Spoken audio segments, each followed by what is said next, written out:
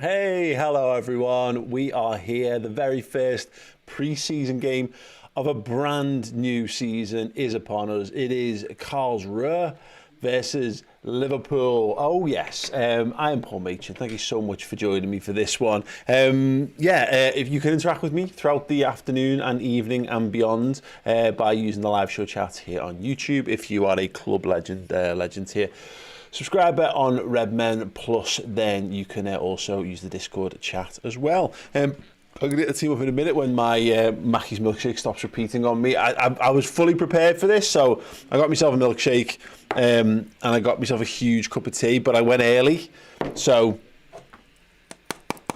the milkshake is gone. I don't know what I thought that was going to prove. That's the sound of what happens when you flick an empty McDonald's. Anyone ever done that before? No one's ever done that as a barometer for how much milkshake there is in a Mackey's cup. And my tea is, it's hard to reach. Let me just check. I've got about 30 seconds left to drink that before that becomes absolutely undrinkable. We are 10.5 minutes away from kickoff. I'll get the team up so we can have a little look at it now. I'm sure most of you will have seen this already by now, of course. But yes, it is Caoimhin Kelleher in goal. It is Conor Bradley, Ibu Kanate, Virgil van Dijk, Andy Robertson in a back four, it appears. A midfield three of Trent Alexander-Arnold, Bobby Clark and Dominic Szoboszlai, and ahead of them on the left, I would presume, is Luis Diaz. On the right is Mohamed Salah, and through the middle is Darwin Nunez. So yeah, very exciting.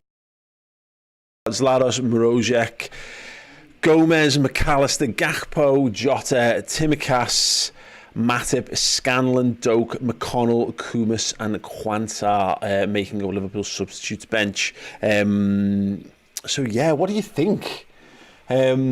What do you think? How you feel about that starting 11? I mean, look, first and foremost, the obviously most interesting talking points are Alisson Becker left that as a precaution. I'll come to that in a second. But Conor Bradley getting a go right back. We've spent weeks and weeks and weeks speculating around what Liverpool's formation and system would be. I'm not saying this is a guaranteed, but this is not going to guarantee what Liverpool are going to do moving forward, of course. But we are here right now, about to play 4-3-3, which means that Conor Bradley does get a go at right back.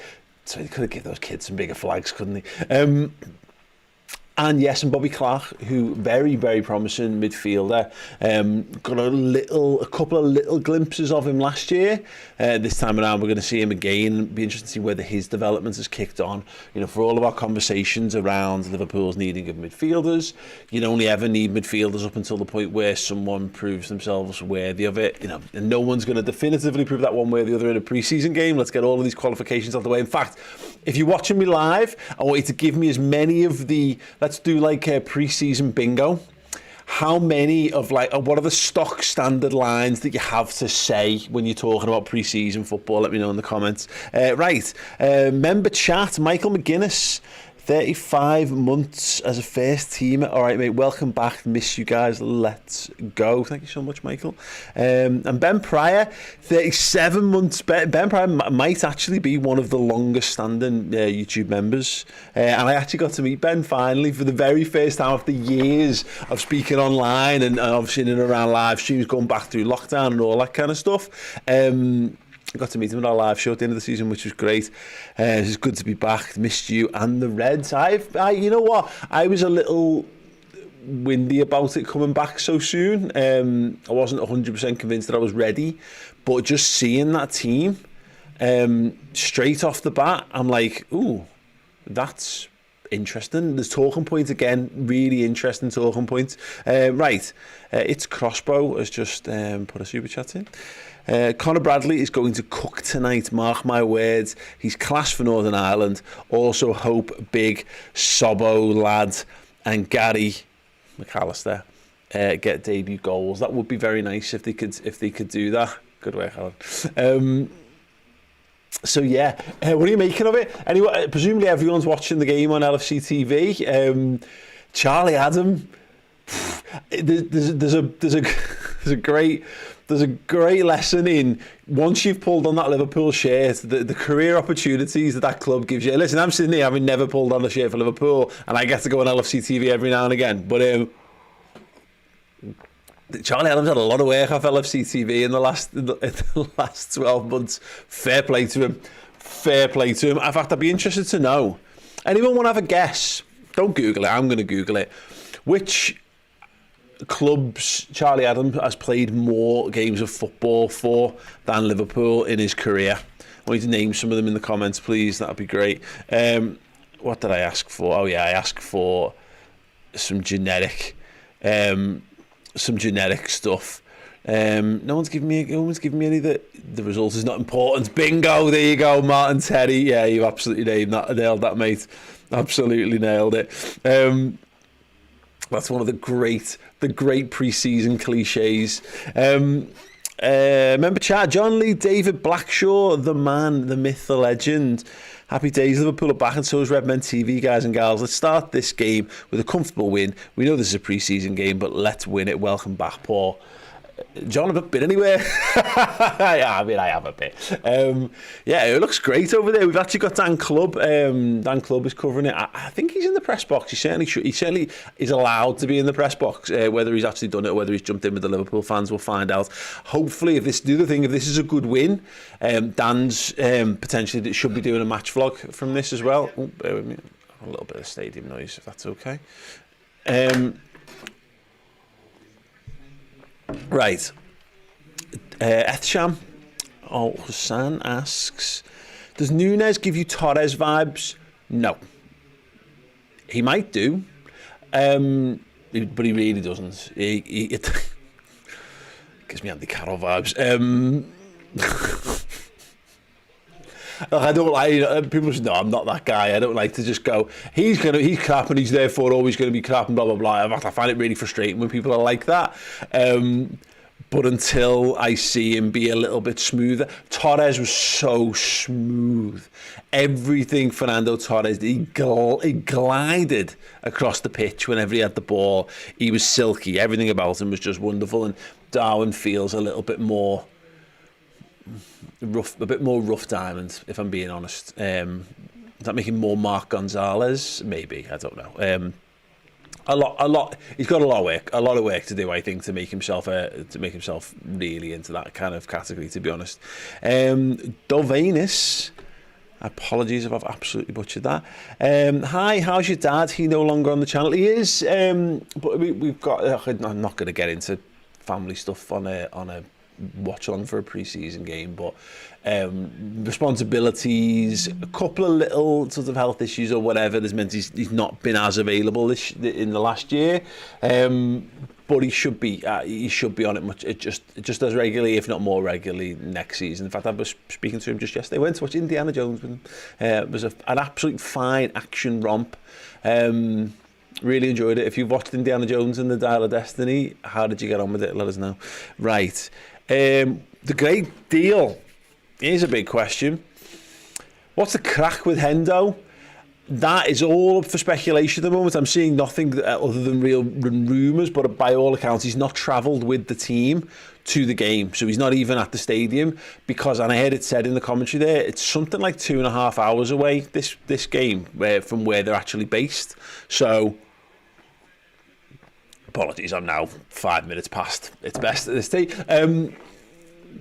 Which then leads to more, kind of, again, more speculation and what have you. There's been some tweets. I will come to that in a moment as well.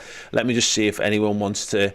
So, Esso Atticart says he thinks Blackpool, as in terms of Charlie Adams, who's he played more appearances, who's he played the most appearances for. LFC Spectre says Rangers. I think they're good shouts. Let me have a little look then and see what Charlie Adams' footballing history comes out of. This is where we're at, by the way. Don't expect this to be a super serious event. One of the things I often think gets lost in pre-seasons. I understand that if you only ever consume Liverpool games on your laptop or on your iPad or whatever, that this might look and feel therefore exactly the same. You know, but maybe it's on at a stupid time of the day, so you're still staying up late, or you're waking up early, or you're skipping work or school or whatever. And obviously lots of people in the ground there, lots of people have turned up for this one, and a sunny evening in Baden. But yeah, don't forget that this is, maybe this is one of the cliche ones, don't forget that it's just it's a training exercise, it's a friendly, it's about fitness and blah blah blah blah blah. Yeah, try not to get too wound up about it, is my overall. It's more just a piece of mental health advice than anything else. Right. Let me get Charlie Adams' transfer market page up and see where we can find out some information. Did you know, by the way, here's a fact for you, how much younger than me is Charlie Adams? What is he older? I won't even get that because I leave myself open to being slaughtered here. Charlie Adams is 3 years younger than me. There's a fact for you. Almost, yeah, wow.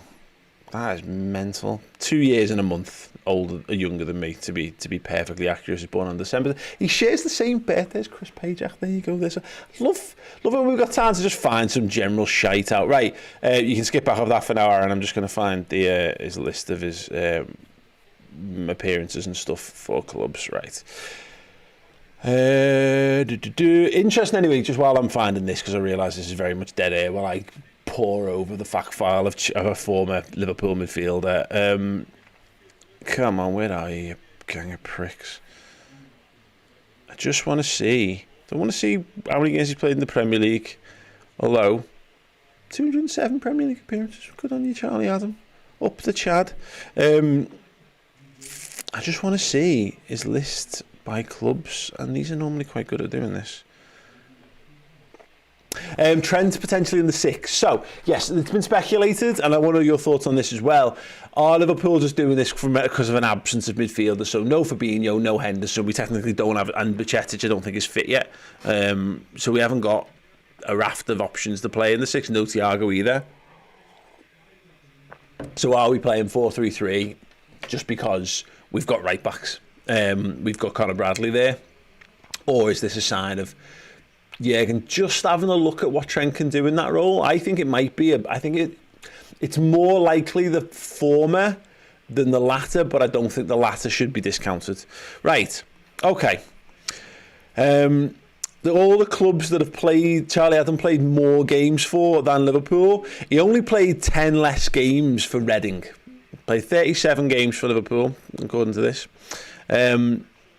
65 for Dundee, 81 for Rangers, 98 for Blackpool, and 179 for Stoke. So there you go. Good to see Charlie Adam looking at his options and going, where's me dough coming from?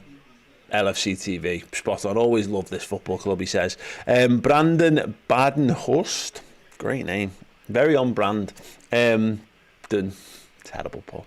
4:30 a.m. here in New Zealand. Looking forward to the game. Brandon, are you fucking psychotic? What are you doing? Go to bed.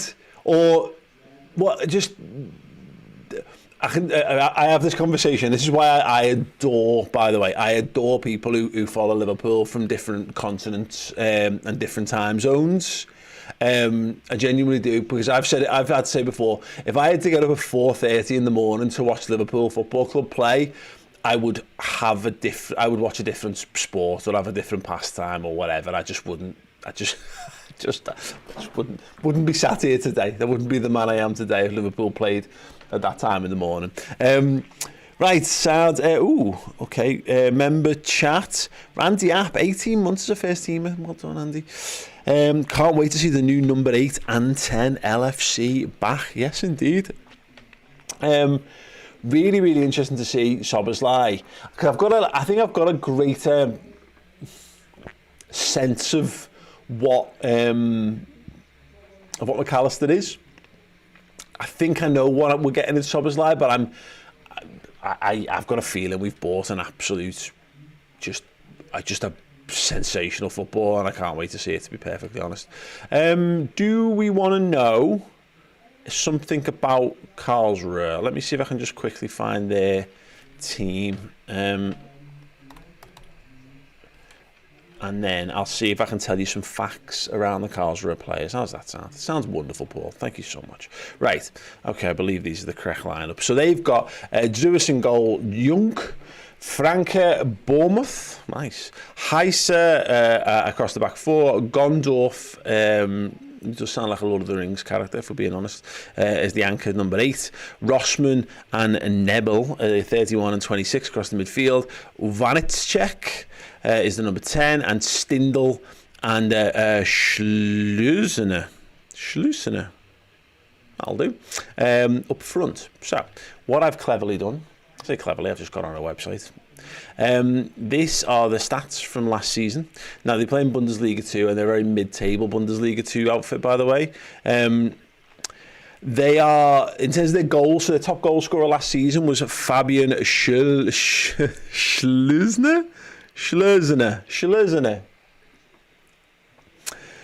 He scored 13 goals in 33 appearances.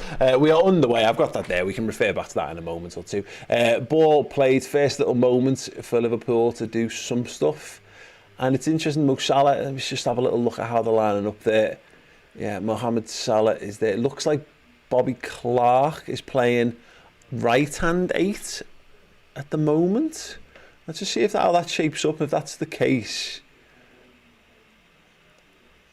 Let's have a little look. So, yeah, Conor Bradley back in at the right-back position. Oh, really good tackle. Oh, no, ref. Oh, and he won a free kick as well. Good on you, Conor Bradley. Perfect start to pre-season. Liverpool coming away with it down the right-hand side. Mo Salah just inside the Karlsruhe half. Plays it off to Trent. I'm going to have to get used to Trent back with his short hair as well. I couldn't recognise him for a moment. Yeah, Trent hands it off to Szoboszlai. Right now, what a bad touch there from Bradley. Karlsruhe can come through down that left-hand side. Even Salah's tracking back a little bit. And he wins it. And he wins the throw. Well done, Mo. So I'm all over the place with this stuff, but really, I just think it's mad when you see Mo Salah in the first game of pre-season, Van Dijk playing as well. You never see those lads. Like, once in every 3 years, or very rarely do you see them right at the start of the games. Right, sounds.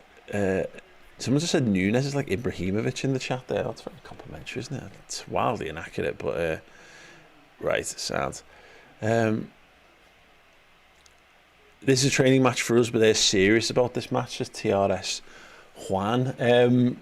Look, I guess so. Look, they're at home. More serious, I think, is the way to describe it. Because look, it's pre-season for everyone.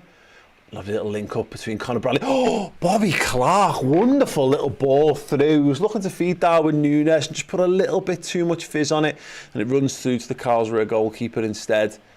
And quickly deals it out, and they're going to just casually stroll it out from the back. Good little start.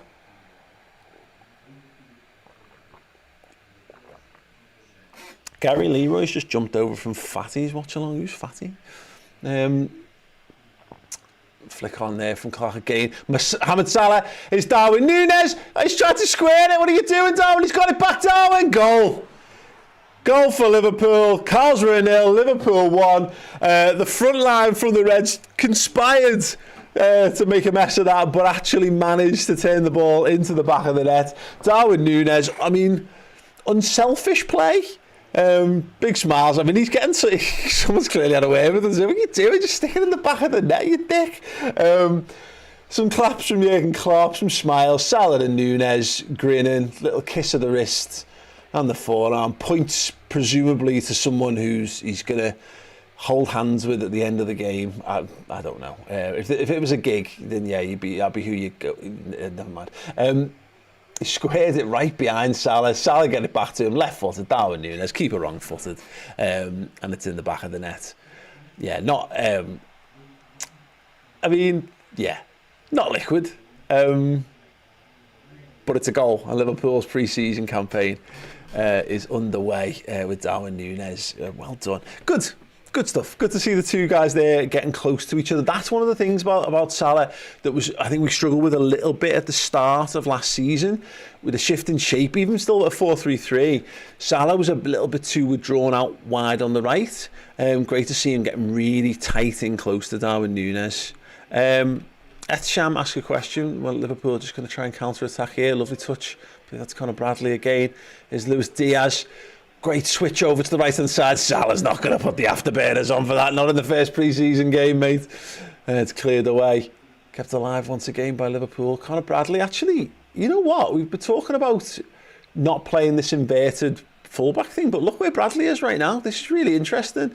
Here's Bobby Clark again. Wide to Salah. He's got Bradley out overlapping on the right-hand side. Salah, bad ball.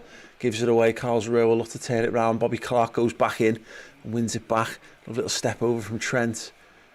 Bradley back to Alexander-Arnold. Bad ball from Trent. And Karlsruhe have managed to play Mohamed Salah in behind here. First time right-footed cross. Terrible camera work. And it's going to go out for a throw-in to Liverpool. Sorry, Sam Ul-Hassan. 4.99 super chat. What's the difference between an advanced 8 and the 10 position?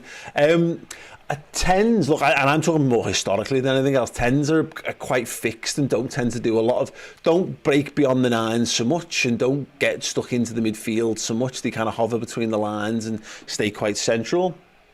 The advanced 8, as Liverpool use it, sorry, hang on, we're attacking against Salah, right foot across again, blocked, and it will be a corner to Liverpool. So I did a video on how will Szoboszlai fit in on Mates TV, which is, I think everyone probably knows is my personal YouTube channel at this point. How Henderson played it last season. There's opportunities. God, how broad does Trent look? You play it to Salah and then you bomb round the outside. The times when you go and support the attack, so Gakpo will drop into midfield, you'll get beyond Gakpo and head more into the number 9 position, and then there's just hovering around the edge of the 18-yard box, linking play or looking for shots. So there's not, it's similar, at times it's 10ish, at times it's right midfield, at times it's right wing. Great corner in right to the heart of the penalty area. Clark keeps it alive. Tell you what, Bobby Clark's been an absolute live wire so far. Great touch again. Luis Diaz has come over to the right hand side, or remains over there from the corner. Conor Bradley and Andy Robertson is that playing it round the back at the moment. And there's Ibu Kanate. Yeah, keep your eyes on Conor Bradley, because look at this position he's taken up right now. Trent's gone out to the right back position for the moment. I know he's going to work his way back into midfield, but that was, again, Bradley is coming right back into that sort of inverted right back role. Really interesting stuff, this, if you're a total tactics nerd, which I'm not, by the way, but I am. I have genuinely thought I knew everything Jurgen Klopp had to offer and what Liverpool could do inside and out, so seeing them do new and different things is weirdly exciting to me. Good football down this right hand side. Salah and Darwin link it up. I can't get used to the different numbers. Oh, Karlsruhe on the bounce. Yeah, presumably they're singing the Diogo Jota / Torres song. What do we feel? How are we feeling about this so far? This has been this is really good. Really good. People asking where it is. It's on LFC TV. I don't get paid to say that, but it is where it is.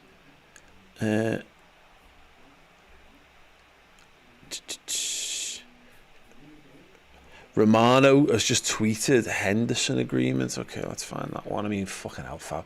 Here we go. That was a total accident. I was talking about Luis Diaz running in. Liverpool have it left hand side of midfield.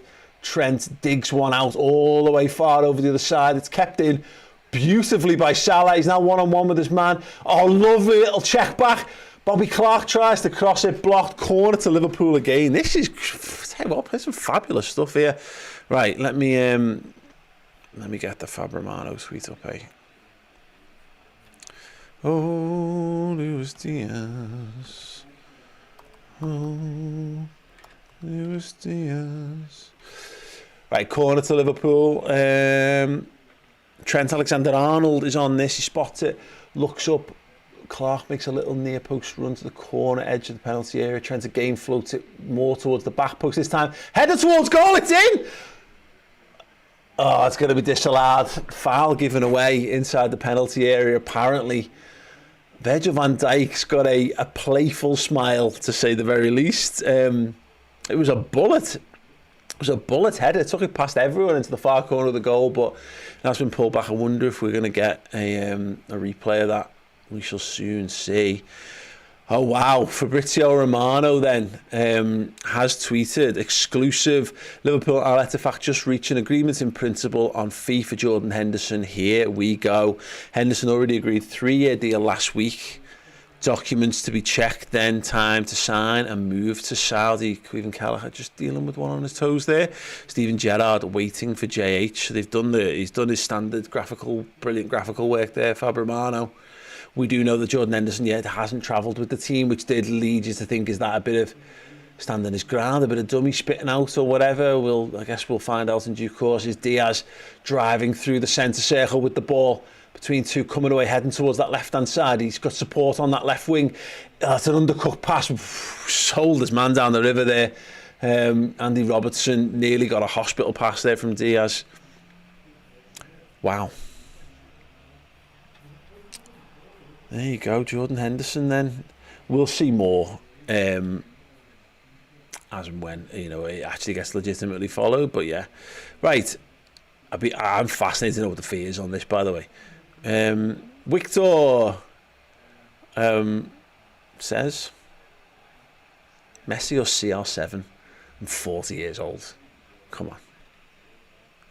It's Messi. Conor Bradley, Virgil van Dijk, Trent's lovely little clip ball around the side. A really good holding of the width on that right-hand side by Bobby Clark. It's an interesting call. We've seen next to nothing of Szoboszlai so far. I genuinely thought we'd see him start on this side. Have to wonder what the thinking is, and maybe it's just because Conor Bradley and Bobby Clark have played with each other a little bit more. I mean, Bradley's been on loan at Bolton last year.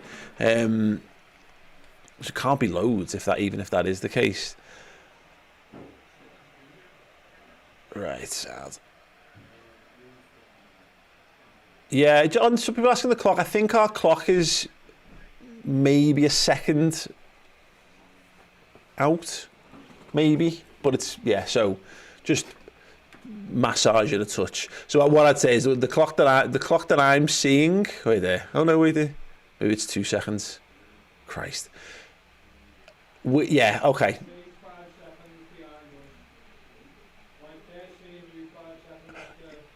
Yeah, I know, mate. Sorry. Yeah, our clock and the clock on the telly is 3 seconds apart.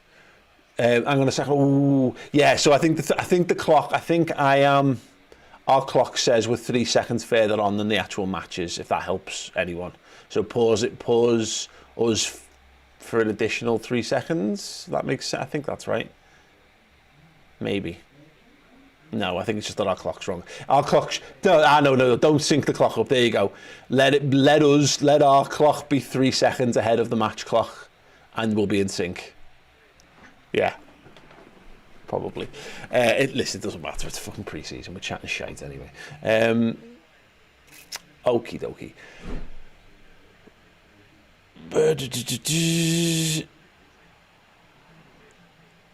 Yeah, I've seen a lot of people talking about Jordan Henderson. By all accounts, it's not 100% confirmed yet, but Fabrizio Romano is the one who's doing his Fabrizio Romano things. Now, bear in mind, he's been saying, like, he's been banging the drum about, like, Onana at Man United for, like, 2 weeks now, and it's still not done. It will get done, but yeah. It looks like that seems to me, like, if Henderson's not involved in this game, then there's no way that he's not just going to move. I think it looks like they've trained him a little bit more, got a good sense of him, tried to rattle the cage of Al Ettifaq a little bit, and then we'll see what it comes out as. It wouldn't shock me. I mean, look, can I just ask, until I see a fee, what do you think they've dealt on? What do you think's the price that Liverpool have dealt on with Al Ettifaq? Ben Pryor, actually, there you go. I think that's because I think Liverpool want 20. I think they want to pay between nothing and 10. So it stands to reason to me that you deal at 15. That makes sense to me anyway. Van over the hedge, big over the hedge fan. Sorry, that was bad. He says, "What do we think about Szoboszlai?" I haven't seen him do anything yet. To be honest, he's been on the fringes of the game so far.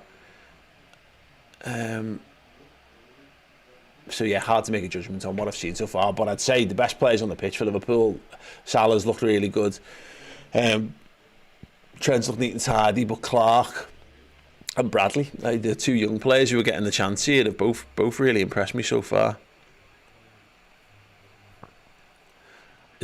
As Dom King tweeted, oh wow, there you go. Let me find that out. 10 to 15, 20 million says Darmesh. Caleb Dolling, 12, 15, 13, 12.5, 5 says Mr. T. Dr. T. Okay, Sam. Let me see if I can get what Dom King's put.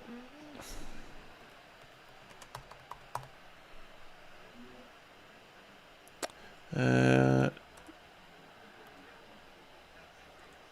yeah, Dominic King. Oh, twat, that's Ian Doyle. That's not bad. Like, sorry, that's no slur on Ian Doyle. Karlsruhe have the ball at the back, by the way. Right. Okay. This is slightly different from what Fabrizio Romano's doing, and has far less Photoshop work. Dominic King says, Al Ettifaq are in advanced discussions and are now confident of completing a deal to sign Jordan Henderson. Something may even be concluded tonight. The situation needs to be resolved quickly. Liverpool have always been intent on getting the best possible deal they can for him. There we go. So yeah, Jordan Henderson not gone yet, but it does look like we're in the final stretch of this one, to be honest. Right, this is Robertson coming down the left-hand side, plays the ball back. Szoboszlai, lovely, sensually throated ball all the way over to Mohamed Salah. Inside to Trent, there's no support, drop of the shoulder. Plays one into the channel for Bradley, tries to cut inside, it's going to drop to Trent. Whipped low pass, here's Clark, here's Salah, stabs it, left-footed, and it's gone out of play. Szoboszlai tried to run that. Darwin Núñez tried to run and keep that in play, but couldn't ultimately. Trent snatched onto that really, really quickly. Good vision, good awareness, good, I guess, composure in the box from Bobby Clark there to lay in Mohamed Salah, who then just swung a boot at it, really. Karlsruhe playing it round the back once again. There was Diaz putting the press on, just back and forth between their right centre half and the right back. I do have that written down somewhere where they are. That is Young and Franke. Well done, me. Goalkeeper, Drewis. Yeah, he's got it. That's possibly Bournemouth who's got it now. Bournemouth. Oh, wow. Studs up there. Salah nearly got clipped. And there's either some toilet paper hanging from the rafters or there's a split in my screen. There's Bournemouth again. Goes back to Drewis. Head up under pressure. Oh, that was a silly ball to put their defence under all kinds. Here's the press. Really good to see Liverpool snapping into those, really aggressively pressing the front, the back line. Karlsruhe managed to survive. Nice tidy play just on the halfway line to maintain possession. And they're building up down that right flank. Big deep cross. They've got two men at this back post here. Clark and Bradley need to be switched on. Arm in the air from Bradley, calling for offside. Nothing doing. Corner ball to Karlsruhe. Right. Super chat from Hawks. Hello, my friend. If true, honestly glad Hendo move is sorted. It seemed inevitable. Sorry, let me just sort this corner. I feel like I'm sorting it, yeah. Let me just head this corner away. Van Dijk blocks it, not cleared. Volley back in. Kanate with the header. Diaz lets it run past his body. Darwin Núñez does really well. Mohamed Salah now. Just crossing the halfway line. Darwin Núñez hasn't quite put the afterburners on there. Salah holds it up and goes all the way back to Virgil. Seemed inevitable and would rather it didn't drag on. Just happy to see the lads out on the pitch. I'm here for the season to support the Reds and the Redmen again. Thank you so much. Yeah, thank you so much, Hawks. Lovely of you, as always. You know you're our favourites. And yeah, and as always, Hawks is also a wonderful contributor to our legend chat over in Discord as well. Okay, Liverpool attack breaking down. It just looks like Karlsruhe are just finding their feet in this football match. There's one in behind. Conor Bradley performing that role as we'd expect. Oh, ball played over on the edge of the 18-yard box, far corner. Karlsruhe have got an overlap. They're to the byline. Dig it out to the back post. It's a little bit too heavy. Can Liverpool keep the door shut? There's a ball to the edge. Darwin Núñez sliding in there, trying to block. They haven't cleared it still yet. Konate with the header away. And it's going to go for a Karlsruhe throw-in all the way on the far-hand side of the pitch. About 35, 40 yards up from the Liverpool dead ball line. No, they've got the ball just playing it around. Bad to see Karlsruhe going for those Man City double sponsor boards. Wanky behaviour that. Ball's whipped in. It's a dangerous one. Caoimhin Kelleher. Oh, good save from Kelleher. It looked like it was just going to loop over his head.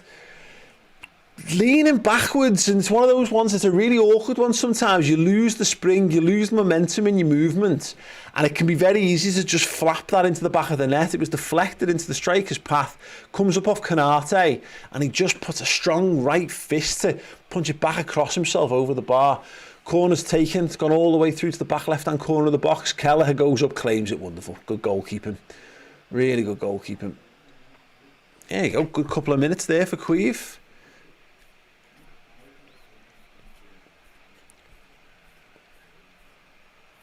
Cool. Oh gosh, we've got so many comments here.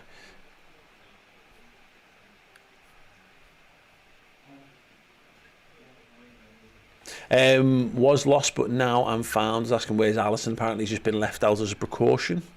But nothing more than that.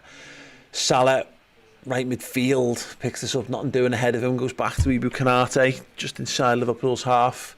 Square to Van Dijk, back over. You can see it now. Liverpool are playing the box midfield. It couldn't be more plain as day than if you look at the screen right now. It's Conor Bradley and Trent Alexander-Arnold as the double pivot. A back three then of Robertson flanking Van Dijk with Konate on his other side. Here comes Ibou Konate, clips it between the lines. I wonder whether we've just seen, let's just see what happens with this one, whether Szoboszlai just come over to this side more deliberately. Here he is now. There's a real glimpse of him. Trent, lovely little passing move between Trent and the new boy. Robertson gives it back to Van Dijk. Szoboszlai, Trent, Robertson. Diaz on that left wing now. Still going, Diaz, still dribbling. Trying to find an avenue for a pass or a shot. He's got two men right in front of him there. Goes back to Trent. Little, oh, lovely little, just quick first time. Passes before Trent then whams it off a guy's shins 3 inches in front of him, and Liverpool lose possession. There's a chance for Liverpool to show the defensive attributes. Conor Bradley taking 0 prisoners in the middle of the park in a pre-season friendly there with the firmest of tackles. Whew. Yeah, let's keep an eye on Szoboszlai and Bobby Clark now and just see. It looked to me like they might have just switched places. Let's keep an eye on that for a few minutes and see what comes of that, if anything. Just for what it's worth, Neil Jones tweeted earlier on, Alisson Becker misses out for Liverpool tonight as a precaution. That was according to the club.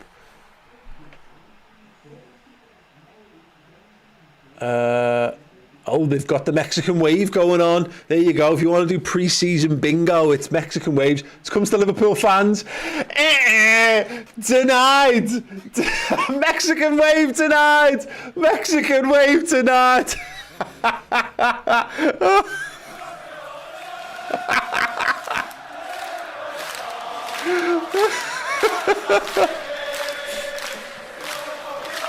Ole, ole, ole. Brilliant. Love that. Let's get pre-season vibes. Yeah, let's go. No, we don't do Mexican waves. So, there's another little look at the goal. Salah miscontrolled. Darwin Núñez broke onto it, and he unselfishly tries to square it back to Salah, but he kicks it behind him. Salah manages to spin, beat his man to it, pass it back to Darwin, and the left foot finish is absolutely fine. I mean, look, it's a goal. It's a little scuffed and maybe a touch closer to the goalkeeper, but I mean, he scored a goal. Liverpool win 1-0. This was the other chance. It was the bullet header from Virgil van Dijk, but the referee deemed that he'd just thrown his man to the ground. It just looked like men against boys, didn't it? Yeah, a bit of a A laugh from Verge off the back, and then there's the footage of them jumping up and down. Trent, who genuinely looks 2 years older and half a foot wider, listening intently to what Jurgen Klopp's got to say there. Looks like a real focus from the team, which is very good to see indeed. Okay, Neil Jones is all over this. Wow, Neil Jones from the press box. I've got his account up there. What am I doing? Neil Jones.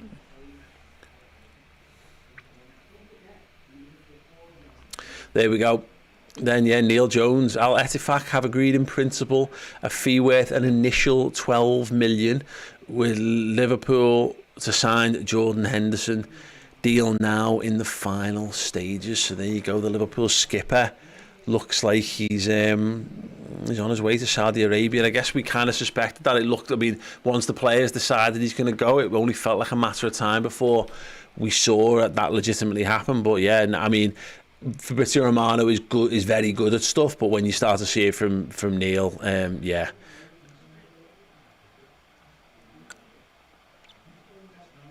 Yeah, there we go.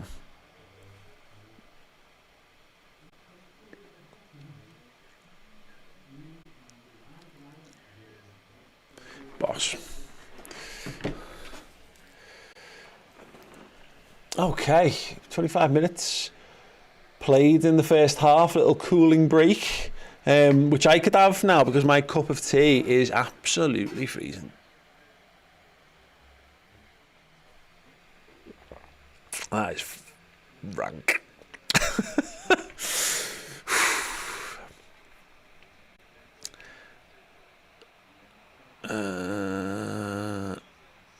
Nick Pryor. A lot of people asking where they can watch the match. Just Google it. No, come on. We're a society. We work together. I mean, yes, there's a simple solution to it, but you know, why not?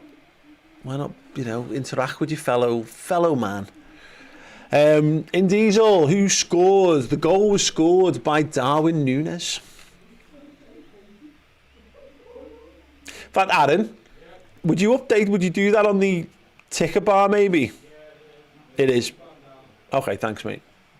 Okay, Luis Diaz on that left-hand side now. He's got an overlap from Andy Robertson. Yeah, Bobby Clark started coming again over on the left-hand side. Diaz spinning, twisting, turning. Hassling, harrying, finds Bobby Clark, put him under a little bit too much pressure if we're being honest, and Clark fights, kicks and wrestles his man to the floor.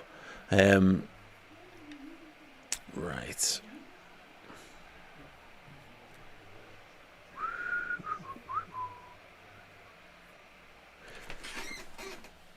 Oh yes, Dovinus Banqueta. Say, Paul, how much is the Firmino book? I'm glad that you asked. Let me just check they don't score a goal here, because that would be foolish of me. Liverpool getting numbers back. Good defensive work over on this right hand side. Yeah, and Bradley shuts the door. The Firmino book, our brand new book, is here. Look at it. Every time we do these, I never cease to be amazed by how beautiful they look in the flesh. But yeah, if you're a big Bobby Firmino fan, then my and the lads at Redmen's brand new work on the Bobby Firmino book is now available. It is an absolute work of art, and I say that because a lot of the artwork, I didn't do as much of the artwork this time around. I did do layouts though. Look at that. It's boss. I'm really, really immensely proud of it. It's available to order now on redmenmerch.com. It's $19.99 because it's huge. And hang on, Trent doing some defensive work right at the heart of the penalty area. There's an author-signed edition which is a little bit more expensive, but that's signed by the three of us, which makes it, there's a limited run, that's a limited run of a limited run. So if you're interested in grabbing yourself a Prezi, if you loved Bobby Firmino's time at the club, then you'll not find a better physical manifest representation of that than the Bobby Firmino Best in the World book. It was a labour of love this last month putting that together, but I am amazed now that we've got it in hand. I always live in a little world of panic of like costs. I cost a lot of money to print a book, so when there's a heart-stopping moment when you've got to press OK, go to print, and particularly because I've edited it and pulled it all together and done the layouts and basically made the file that got turned into it. So I didn't do as much of the writing or as some of the. We had Jimmy doing some of the graphics this time around. But yeah, so yeah, when it's all your fault if it goes wrong, you can't imagine the relief when it turns out to be as brilliant looking as that thing is. Why is your book made out of flesh, Paul? Says Andrew Grandin. It's a crew, because it's just, look at it. It's, oh my God. It's like, I need, look at the back. It's got its own proper barcode and everything. Like, so yeah, you could scan that barcode in a computer and it would tell you that this is the book that it relates to. Very, very, very pleased with that. Liverpool have got a chance. Darwin Núñez hassling the goalkeeper, who manages to keep hold of it. Josh Owen, thank you so much for sending us £8 super chat. It's lovely of you, mate.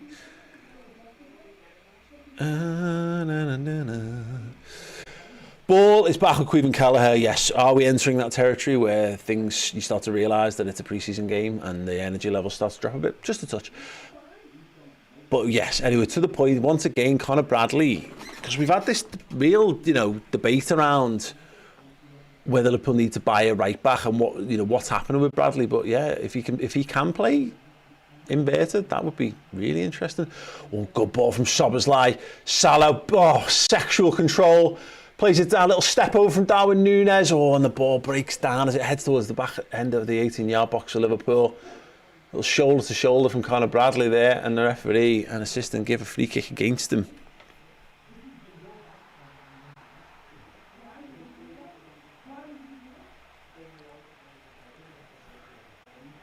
Yeah, actually, yeah, you know what? In celebration of it, of the book.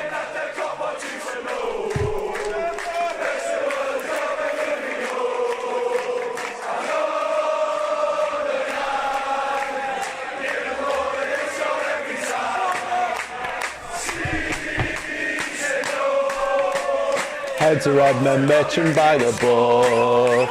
Yeah. I'm going to be doing that for the rest of the evening. Strap in. Conor Bradley, defending in the right back position there. Yeah, good to see.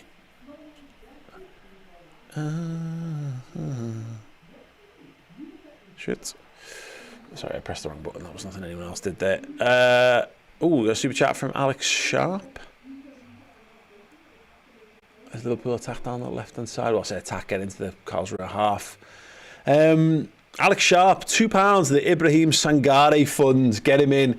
All right, thank you so much for the super chat, Alex. I would just qualify, and I think you know this, and I know what you're doing. It's fine. Thank you so much for the support. But maybe do it on LFC stream.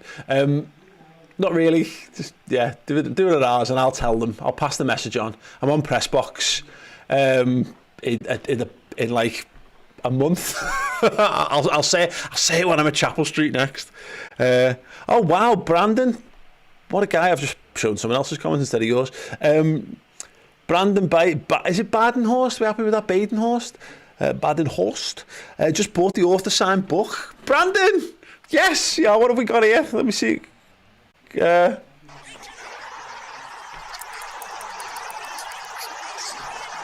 Yeah, we'll have that. I've not watched any of this game in the last 5 minutes. What else we got? Oh, there we go. What a head, son! What a head!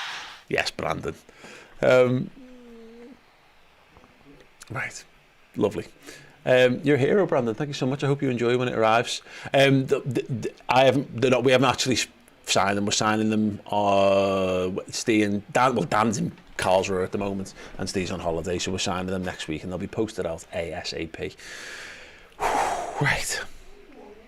Okay, that was exciting.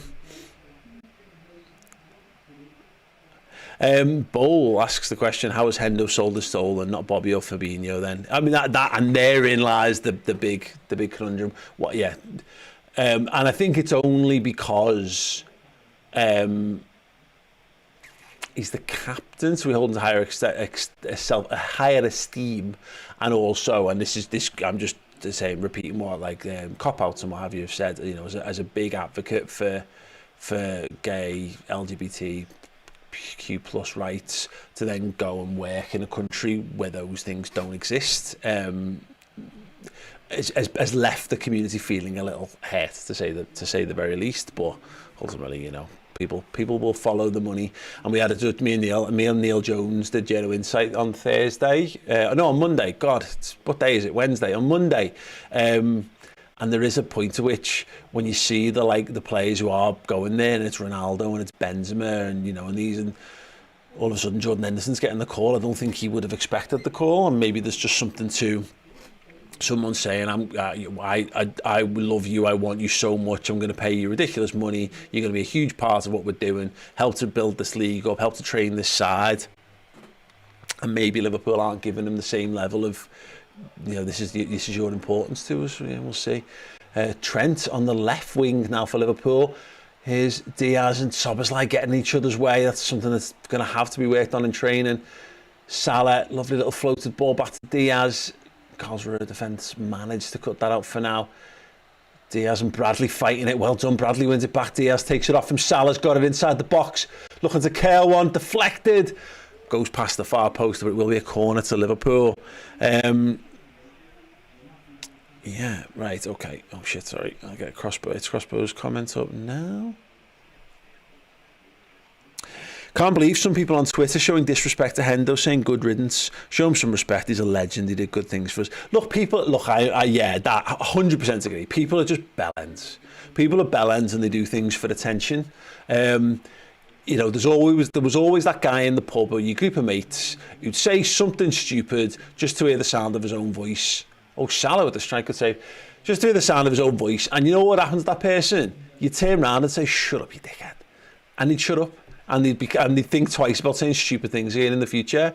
That doesn't happen on social media. They find other dickheads with stupid dickhead opinions. And that, look, people are entitled to be upset at Jordan Henderson leaving, absolutely. But I don't know whether this is what you're referring to, but what I don't like is this revisionism of though he was never a good footballer. And people have been waiting 12 years in the little caves waiting for him to fall off a cliff in terms of his performances, whereas in reality he got better and better and achieved things as a Liverpool player and captain that very few others ever have. Has he lifted more individual trophies than any Liverpool captain ever did? I think that's true. Someone can verify that for me. But, he's a cornerstone of the history of this football club forever now. And that's one of the reasons why I can understand the hurt and upset at him choosing to leave, particularly if we've not got quite the fee that we'd hoped for. But yeah. Yeah. Well, Philly L4 asks, and I can't answer this one directly if I'm honest, mate, but I don't understand why there's an LGBTQ LFC fan club. We're all just fans regardless of what sex you find attractive, which I think is a very popular notion, but then there's also a Liverpool, Philadelphia group, isn't there? And it's finding people who to build a community around that you can share that community with, where you are in the world, or feeling more included in certain environments and stuff. Again, I can't speak to the trials and tribulations that the LGBTQ community go through, but I mean it's like saying, why is there a Pride festival? Because it helps to band together and help people feel more accepted together. There's still lots of parts of the world where, and when Jordan Henderson's about to go to one, where people of those communities are not just not made to feel welcome, but are basically, treated as second class or worse citizens. So we're still in a situation where people of minority groups effectively have to band together for strength and support and to help grow awareness and education. And that's the reason. And one thing for that, by the way, is the cop-outs have played a massive part in, helping to grow people's understanding of language you can and can't use in the modern world in football games and stuff. There's the whole, let's say, RBs expression that was used around Chelsea, which is now become a criminal term. And they've done brilliant work to make sure that Liverpool fan base are clued up on. Oh my God, what a goal! Sorry to step on what is a very important social point. Just to comment on an absolute stunner from Karlsruhe there. Absolute. You won't find a better goal this pre-season. Let me tell you this for nothing. Whew.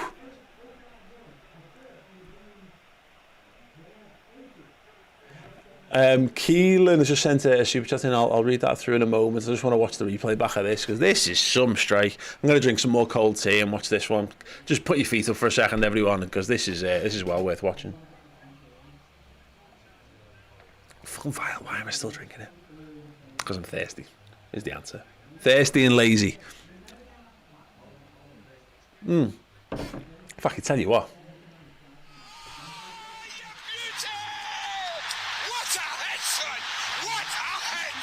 That is a fucking goal and a half. That on the volley, the corner comes across. It's just to the right-hand side of the D on the edge of the penalty area. Right-footed volley in off the crossbar. Oh, Jesus. Watty, who's been a member for 27 months as a cult hero here on YouTube, says Hendo better captain than Gerrard. I agree. I do. I think he was a better captain than Steven Gerrard. I don't think he's a better player. He's a better captain. Offside decision against Liverpool there as they tried to get themselves back ahead before half-time. Right, sorry, Keelan. Hi, Paul. Who do you think will be the new skipper? It will probably be Virgil van Dijk because he's the vice-captain. Who will be the vice-captain? I would give it to Trent. I just think he'll get more out of him. I think he wants it. I think he wants it more than anyone else in the squad. Yeah, that. What does everyone else think? Would you keep the armband on Van Dijk, everyone? In fact, Aaron, let's poll. Would you keep the arm? Would you have keep Virgil van Dijk as captain? Salah tries to play an wonderful little run there. Bradley digs it out. Great cross, back post volley. Oh, shot was blocked. Just couldn't quite force it. Bournemouth, they're thrown his way, body in the way. I think Dominic Szoboszlai just couldn't get a clear path to goal with the connection there. Yeah, Ellis Bleasdale's got a good comment here, which I think I broadly agree with. I'll just make sure I read it all first before I throw my reputation on the line of a half-read comment. Ellis Bleasdale, feel like Virgil is too laid back to be a skipper we need. Right, yeah, I should have read the full comment. I agree with that. I'd give the armband to Alisson. Always sets the high bar and represents himself real well. I don't like goalkeepers as captains. And I, as a card-carrying member of the Goalkeepers Union, who would like to see us all get all the opportunity, equal opportunities for goalkeepers, but I don't think we should be captains.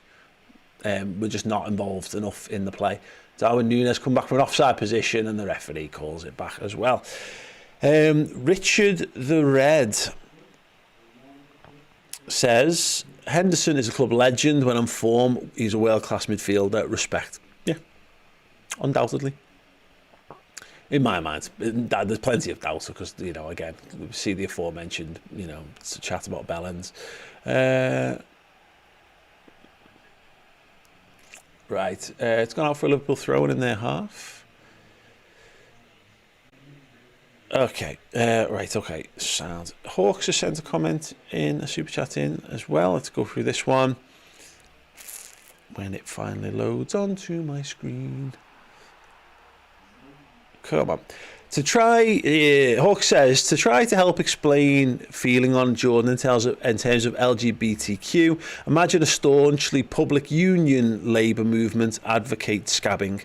I've loved Jordan Henderson as our captain and will not put up with those who put him down, but it feels bad. Yeah. I think that's a pretty reasonable analogy, isn't it? Really, or it's I don't want to. I'm very wary about trivialising this with one of my standard fucking nonsense analogies. So I will pause for a moment as Liverpool attack. Bobby Clark trying to dribble through it. Trent's putting pressure on, going to ground, keeping Karlsruhe pressured in. They've panicked. They've launched it, and Liverpool are still keeping them just contained inside that final third. Van Dijk, Konate. It's going to be on Konate to keep this alive. No, under pressure, good. That was really good from Karlsruhe, to be fair.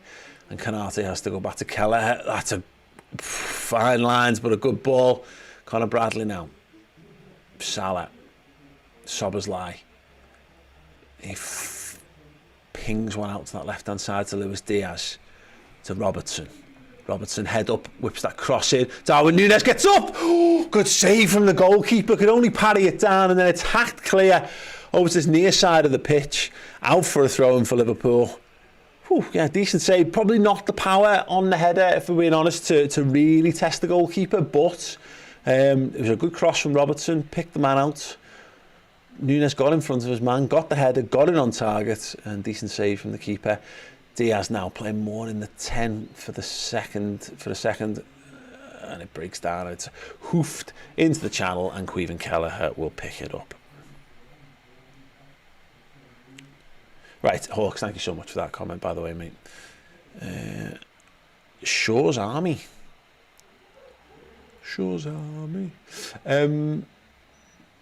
Trent to Conor Bradley. Back to Trent. Bradley just staying wide right for the moment. Szoboszlai tries to clip it round. Darwin and Salah and all kinds are over on this right wing. This guy's in all kinds of pressure. Tries a cute little back heel. Gets away with it. Doesn't get past Szoboszlai though. Salah, Trent through the line. Szoboszlai wide to Bradley. Cuts it back flat. Oh, such a shame. Bobby Clark just couldn't get it under control, and it runs away, and Karlsruhe can look to attack now, and this is obviously something that Liverpool will have, presumably have worked on and will continue to work on, is making sure they stay solid and counter-attacking transitions. They dealt with it well, and now they can come away. Szoboszlai clip the ball forward. Diaz, little dummy there, lets it run to the left wing, goes and picks it up. Sorry, Shaw's Army. Hi Paul, what do you think of Diaz to Saudi rumours? No chance. No chance. Probably.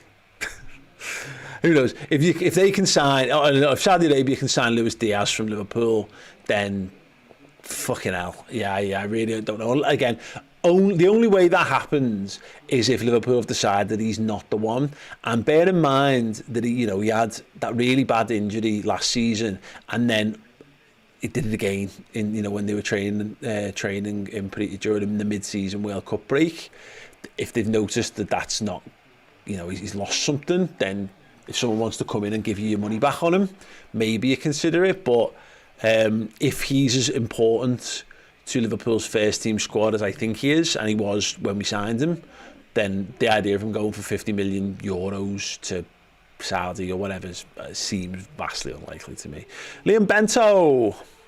Yeah. If you could watch a sitcom about Liverpool in the style of The Office, which year's team would you want the series to be about? Mate, do you remember being Liverpool? We've had it, we've lived it. What a show that was. We actually did some watchalongs to that as well during lockdown, where we got Dave Kirby in on one, who's in it and did some poetry in it as well. And we got Ryan McLaughlin, who was a Liverpool youth player at the time, in it. Really good stuff. We'll have to do a proper feature on that one day.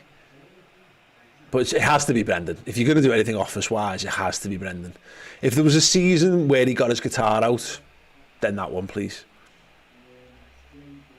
Joan Alvizzo says, speaking of Mexican wave, Edson Alvarez, please. Right, good point. Interesting name to pick out there.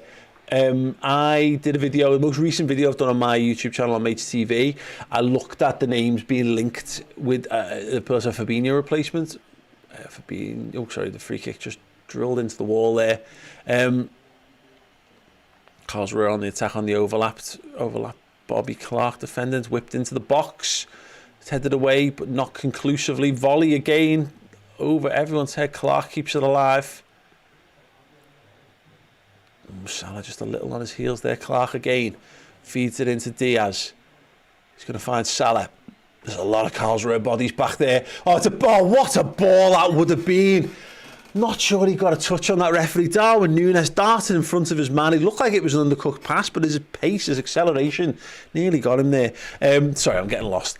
Edson Alvarez, yes. So I did the 4 targets that have been mentioned quite publicly as we go to half-time here in the game. Let me know the thoughts, and I'll discuss the best ones in the comments in a minute. The Calvin Phillips, Ryan Gravenberch, Romeo Lavia, and another whose name has completely escaped me, and I read them out in my brain in this order because I always forget Ryan Gravenberch, and in doing so, I've forgotten the other one. Whatever, you've seen the list. Sofian Amrabat. So I talked about them very briefly, but then I went into the numbers on Rodri as a benchmark, where Fabinho was at last season, and then I looked at what Declan Rice is putting down, what Partey's putting down for Arsenal as well, and then I looked at Edson Alvarez and Florentino Luis as well, and both of them look the business, but they're both playing in leagues that are classed as the next 8 best. So on FBref, they compare players in positional peers in the top 5-8 leagues when you compare in Liverpool or so Serie A, Premier League, Bundesliga, La Liga, and possibly Liga, possibly. And because the Portuguese league and the Dutch league are counted in the next 8. Their stats look amazing, but it's impossible. It was impossible for me to compare them to. But very, very promising for someone like him. I wouldn't be against us having a look, to be honest. I think both him and Florentino Luis are both more like the profile of what Liverpool should be looking for. But it's whether they're ready for the step up when we need someone who can probably hit the ground running. But encouraging from Trent so far. What do we think of Trent's performance so far today? Playing the actual anchor role. And who's been so they're going to do a full 11 change, I believe, for the second half, or at least 10. Who have been your top 3 players of that first half? Let me know in the comments, please. Aaron Carroll Moran. Just seeing now, 12 million deal agreed for Hendo. A captain as successful as him deserves a better departure, like Bobby. The midfield job has gone from a rebuild to a demolition. Yeah, it's gone from flatten it and start again, really, hasn't it, to be honest? I agree. I still feel like if he wasn't the club captain and he didn't have 2 years left on his contract and we hadn't lost James Milner already, I'd be seeing 12 million as a pretty solid piece of business. But for me, I'd rather have Jordan Henderson than 12 million. Because I just don't think you can replace what you're losing in him. You can get better legs. Not for 12 million, by the way. I don't think you're getting a better player than Henderson for 12 million. But the 12 million to go into the coffers to maybe help us do something more, maybe. So you can get good footballers to play in positions that Henderson plays. But it's the whole thing, the stuff that you and I will never get to see. It's the stuff that makes Liverpool the squad that they are. They're not just a bunch of lads who turn up and play football once or twice a week. They're the people who train together, they live together, they bond together, and Henderson's been a huge part of that since he got the captain's armband. But he's been at the club 12 years. He understands Liverpool inside and out, or at least I certainly thought he did. Right, Christine, Gerard Ordiales. Wow, that is a great name. Christiana, Gerard Ordiales. I've tried my best. That is brilliant. What a great name. Thoughts on Sobbo and Trent's performance so far? I think it's interesting that Szoboszlai's been switched with Bobby Clark. I thought Bobby Clark was probably one of our best players of the half. I was really impressed with him. I thought he was really suiting that role down to the ground, doing it box to box, getting stuck in defensively, supporting the attack, getting into the right areas. Really, really pleased. But Szoboszlai wasn't getting on the ball at all over the left-hand side, and there's one time in particular where Diaz cut in and he just ran into Szoboszlai, and that's understanding, that'll grow, that'll get better. We did switch him over a little bit for a while, and he got a bit more on the ball, saw him playing some really neat 1-2s with Trent in the midfield, so quick passing. He's grown into that half. There's nothing I've seen from Szoboszlai there. A couple of nice, really, really nice cross-field passes right to the man. Solid but unremarkable. Nothing that I will really remember. When we look back on his Liverpool career, you won't go, "Oh God, remember when he did that?" That's not been a Szoboszlai performance. But Bobby Clark, I might go, if he has a career for Liverpool, if he plays for Liverpool's first team this season, I would look at what he did here and go, well, I can see why, because that was the start of it. Right. Okay, gosh, we've got a bazillion comments here. I apologise. It's going to take me a little while to get to the bottom of all of those. Sobo had a good couple of touches, says Johnny Hippo. A couple of nice carries. Oh, a couple of nice carries too. There you go. Yeah. He was fine. He was absolutely fine. Guardiola. There we go. Guardiola to City done, ridiculous, almost complete. Yeah, I know. Well, look again. I can be annoyed by it, but it's a bit like, you know, if you're annoyed by like how the government behave, like retweeting stuff, and that is like, you know, we all do it. Oh, I'm really angry about that. I'm going to retweet an article that says what bellends they are.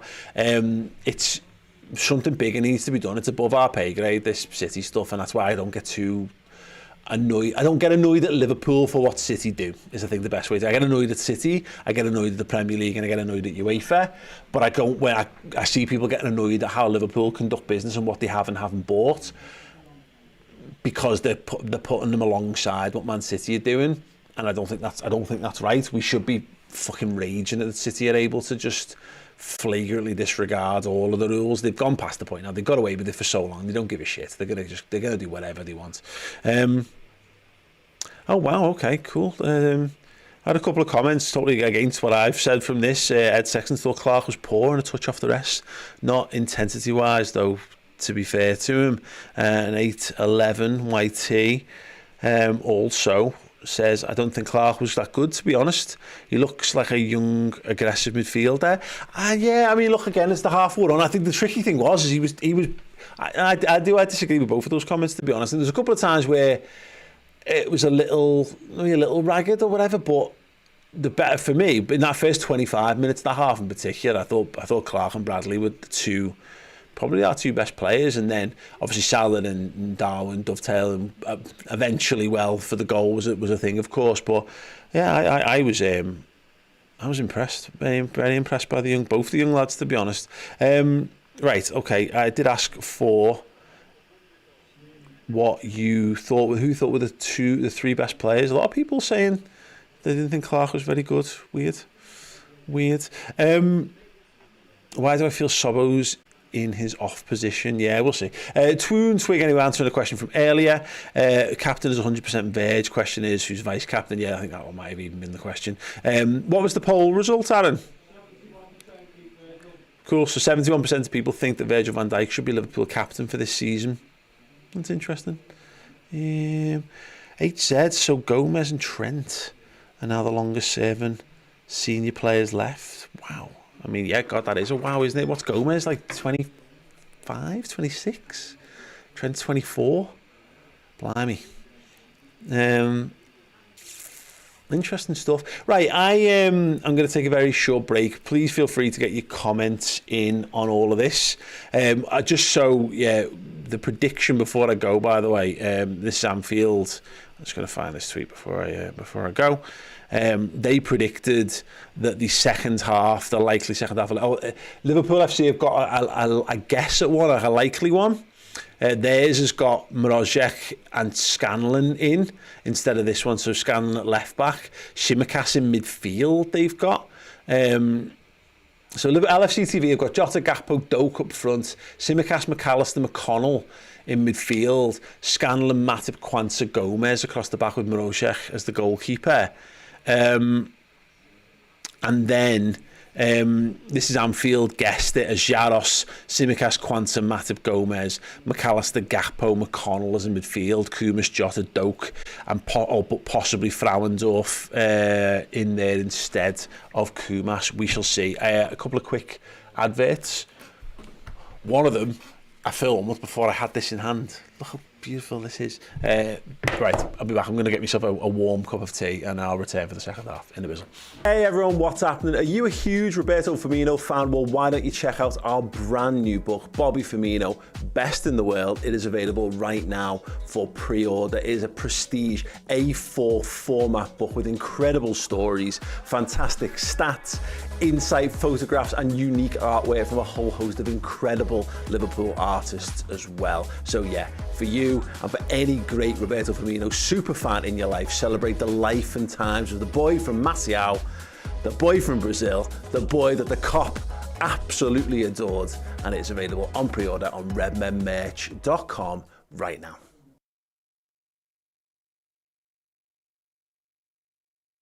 Hey everyone, brand new month, brand new incredible Liverpool competition prize over on redmenplus.com. It is this. It is what we have affectionately dubbed the Legends shirt. Every former Liverpool player that we interviewed over the course of the season, we got them to sign this wonderful Liverpool home shirt. That includes, and let me get the list for you, you've got Rush, Aurelio, Skirtle, Aldridge, Steve McMahon, Mark Wright, Jay Spearing, and Adam Lallana. All you need to do is go to redmenplus.com, join as a club legend, or upgrade an existing subscription from club captain to club legend, and you will be in the prize draw at the end of the month for our incredible Liverpool legend shirt. redmenplus.com.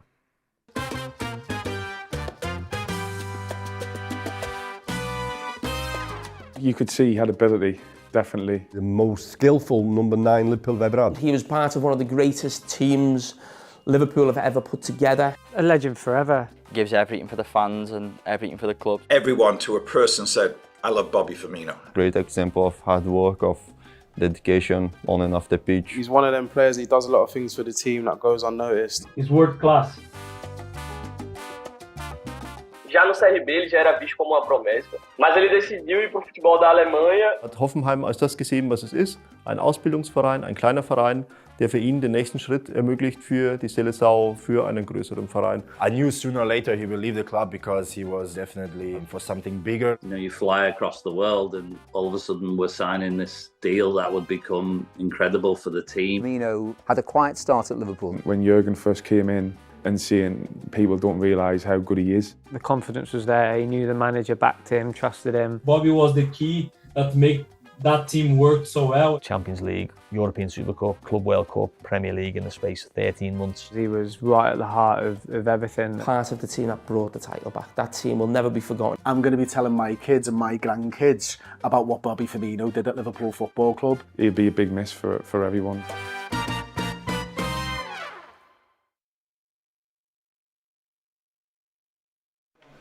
Hey, welcome back. Yeah, it wasn't enough time for me to make a cup of tea, so Aaron has graciously offered to make me one.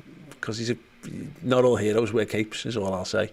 Yeah, it was Lars Stindl who was the guy who scored their absolute screamer of a goal. And if you're joining me and you haven't seen the goals, they'll be on Twitter somewhere, I'd imagine.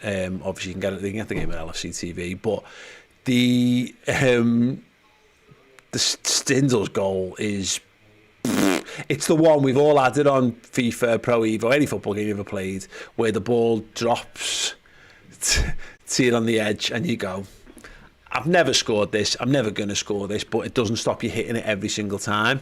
And yeah, it's absolute worldy. Pilioka, thanks Aaron. So is Hendo confirmed gone? Not confirmed, but there's nothing standing in the way of that deal getting done now, you'd imagine. Lee Wizkid asks the big question. I'm on LFC TV too, so how come your stream is miles ahead of mine? What's a stream? What do you mean watching LFC TV on a stream? I'm a grown man. I've got a skybox. Yeah, no, I'm watching it on Sky, on LFC TV on Sky. Okay, let's see what we got there. There's Tsimikas, Gakpo, Kwanzaa. There's a guy who's got a crapper version of Grealish's haircut. Don't care who these people are. Okay, Kwanzaa, Joey Gomez, Matip, there's Ben Doak.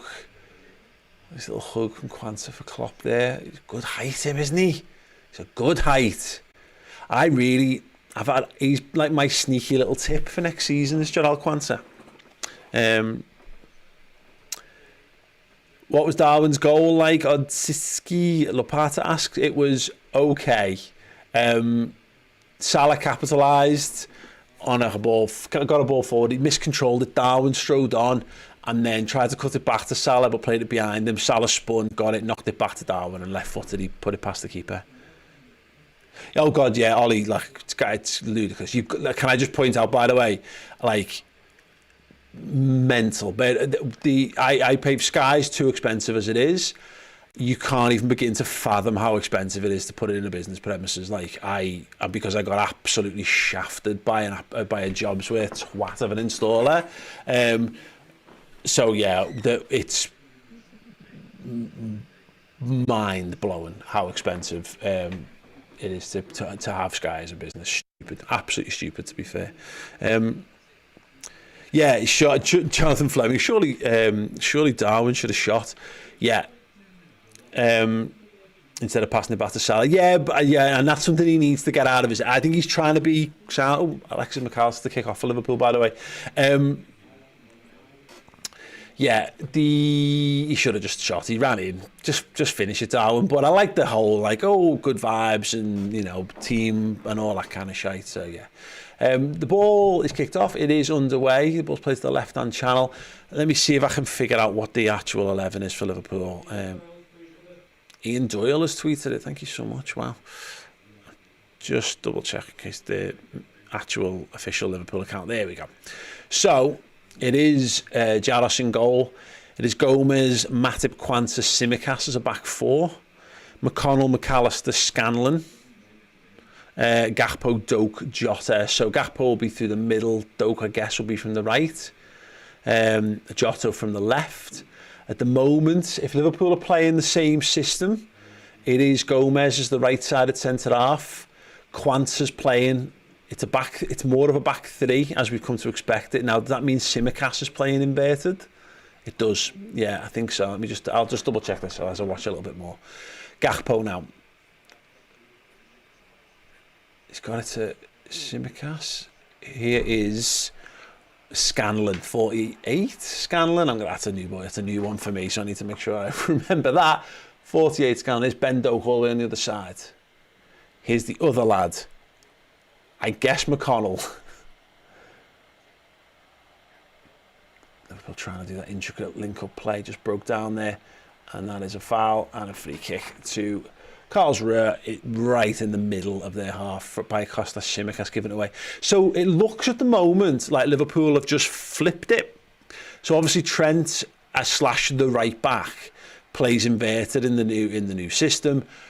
We're playing it more Arsenal-like at the moment. So when we're defending, it's a back four with Tsimikas, Quansah, Matip, Gomez.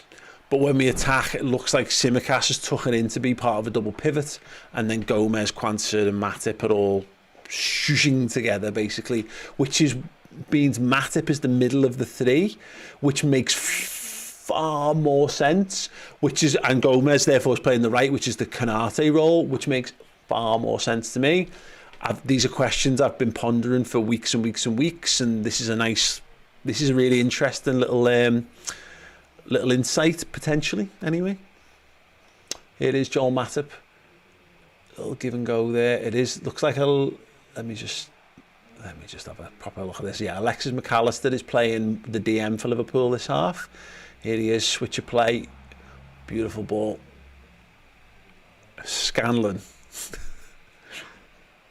Kostas Tsimikas has pulled over to that left wing. Quansah. Square to Matip. One more over to Joe Gomez. Gomez picks his head up and he's going to knock it to the right wing. And that's interesting. You see Alexis McAllister actually got up to support the attack. He's just on the edge of the penalty area. Here he is. Nothing doing. Goes back to Joel Matip. Liverpool just trying to contain Karlsruhe in their final third. Gomez plays the give and go. Here's Ben Doak. Skips past his man. Ben Doak, great cross. Oh my word. I'm not sure the defender knew where that was going. It kind of came off his foot. It deflected away from goal, but that could have gone anywhere. Wonderful little drop of the shoulder and burst of acceleration from Ben Doak there. Right, here we go. Yeah, Ethsham Al Hassan. Sorry, I've been saying Al Hassan there. I apologise if I haven't said all. Saying we've got so many players, you can play fluid. Yeah. Really, really, really encouraging. Thanks, Aaron.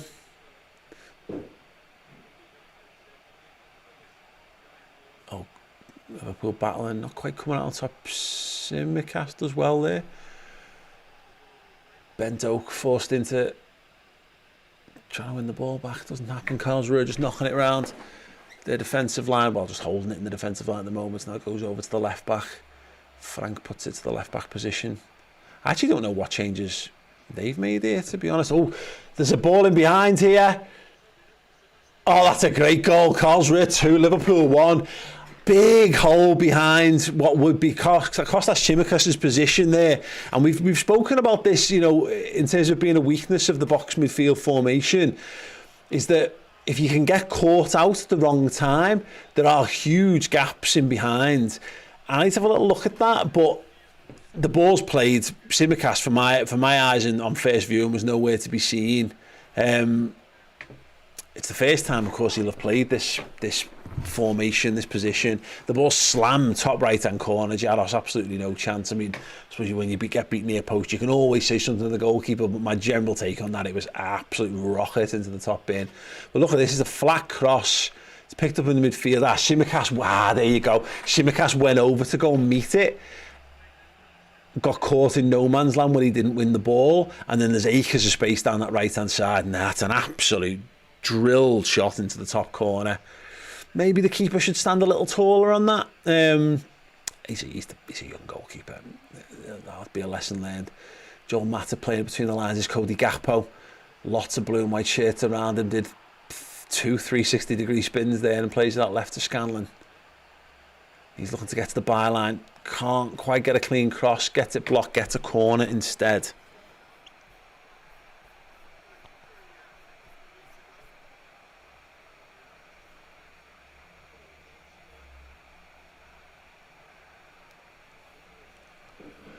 Corner then. Is it Cody?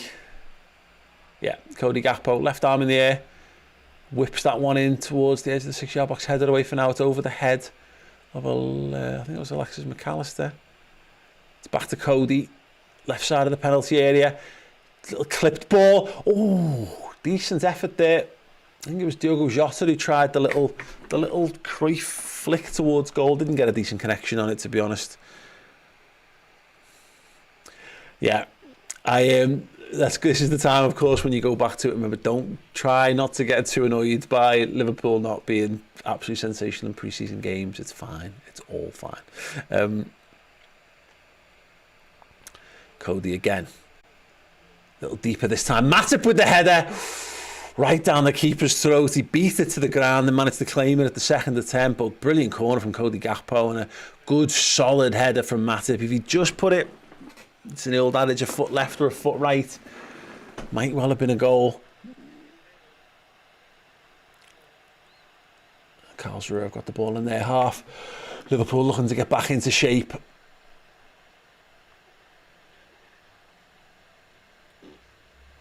Ball floated over the top. It's one for Joel Matip to cut out, and he does, but it's a heavy touch. Karlsruhe win it. Just maintaining possession in the Liverpool half there. Right.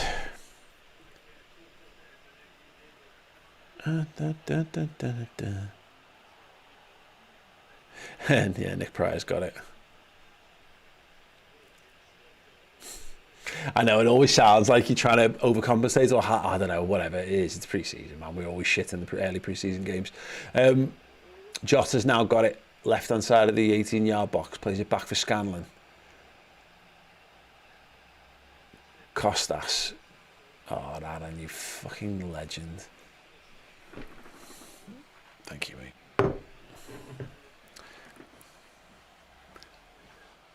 That's going to be well too hot to drink. What am I doing? Ball between the lines. A little give and go. Oh, what a ball! It's a chance. Diogo didn't get the right connection. Caught between two minds there. I think between just slamming it and trying to lift it over the keeper. Actually, it ends up being good gamesmanship by Drewers in goal. You know, just didn't commit one way or the other. And yeah, Diogo just lifts it into pretty much into his face. McAllister. Jota again. It's interesting actually in terms of how they're lining up. Jota is very central here, very central, and Gakpo's just kind of drifting. Again, just something to keep an eye on. I've not really paid attention to that up until this point. It looks like it would, at the moment, it looks like Gakpo's more left-hand side. Here's McAllister, goes for goal. No. He got under that. It's high, wide, and not very handsome. It's not a.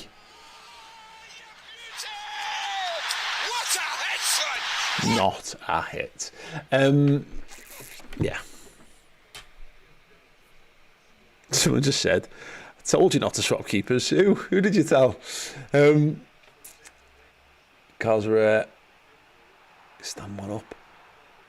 Well, one back for Liverpool. That's a hell of a ball. Diogo Jota, he just tried to knock it between the legs of the defender there. Didn't quite come off, but it was a hell of a... Was it... Not sure he played the pass. Maybe McAllister? Maybe? Let's see. Here's Gakpo again. Cody Gakpo looks like he's playing... it looks like more like a two up top with him and Jota, but then he just kind of plays... He's playing off him. Scanlon now needs a bit of support. Finds it in Tsimikas. Right-footed pass to the edge. McAllister just tried to feed it through. Couldn't quite. Gakpo won it back. Now doesn't. Gives away a free kick. Pity. Can anyone name me the only player to play for both Liverpool and Karlsruhe in the comments?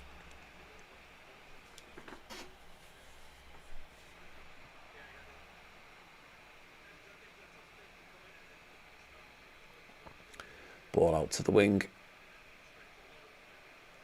Well controlled. I tell you what, Alex McAllister's been very, very smart so far. We've got a super chat from Surab Patil.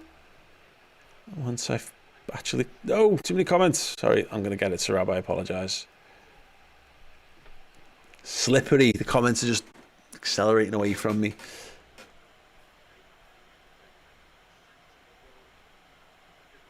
I'll get that in a second.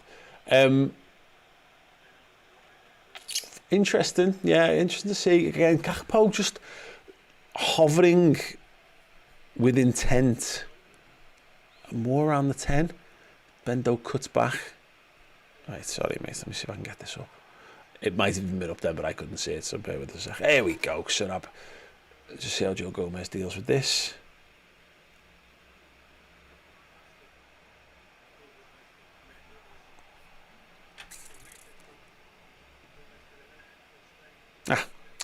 We needed to have the perfect summer after the season we had. Losing 2 senior mids isn't ideal at all. Oh, hang on, sorry, chances. We will get to your comment, mate, I promise. Hammered clear. It's going to be Quansah who chases that one down. Just before I get back to that, this is the Quansah thing's interesting. I'm fascinated to see whether we use more of him. Because he is that left. I think this is his natural position. It could be a real benefit for us. Here come Liverpool again. I think it was McConnell there. Okay, Joe Gomez now. Sort of the right mid position. He's got running ahead of him. Ben Doak. I just can't quite figure out what we're doing. If anyone can put me right on this one. So Gakpo is very 10. Jota is very 9. Ben Doak is playing like right. Is it just like we've just sacrificed? We're not really playing a left-sided forward in this. We're just going a bit, I don't know, lopsided. Anyway, here's Matip. Ping that one through the ranks and just cleared away again. Quansah. Tsimikas. Boots it to the left-hand side to Scanlon again. Again, he's done a really good job of holding the width so far. Love a little drop of the shoulder. Gets the byline. Blocked again, corner again. Sorry, shut up. We needed to have a perfect summer after the season we had. Losing 2 senior mids isn't ideal at all. Scientifically deal for Guardiola. Looks like this could be the Kiev season and not 18, 19 or 19, 20. Yeah, and honestly, mate, I mean, again, I don't know how everyone else felt about it, but the second we decided not to go all in on Jude Bellingham, whether he wanted it or not, and they spoke about the challenges and what Liverpool needed to do, I think we could all see that one footballer was not going to change Liverpool's season, and that was the difference between it being 18, 19, 19, 20 or whatever. Oh, hang on. Gakpo tries to dig it out, blocked. It's going to go for a Liverpool throw-in. We need much more work, and I've been calling this 16, 17 more than anything else. We need to get volume. We need to rebuild. We need to put the core of what's going to be this side for the next 3 or 4 or more years in. So yeah, I do. I think City are too far ahead. That's where they're at, you know. And unfortunately, Liverpool had to try a different approach to maintain parity with them or to challenge them, and they've run themselves into the ground and off a cliff in doing so. The problem is that no one else has come close, have they? You know, Arsenal, I know that they were like 5 points away last season, but that wasn't a 5-point gap season. City were well better. City took their eyes off the prize at the end and managed to do that whilst winning a treble, and Arsenal were only in the Europa League. I would be shocked if they're the two teams competing next season.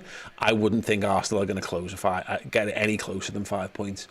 Liverpool attacking down that right hand side. Ben Doak again. Oh, he gets pushed over there, referee. Not undoing. He did just accelerate past his man to the byline. Just a little push on the way through. Not enough. Thought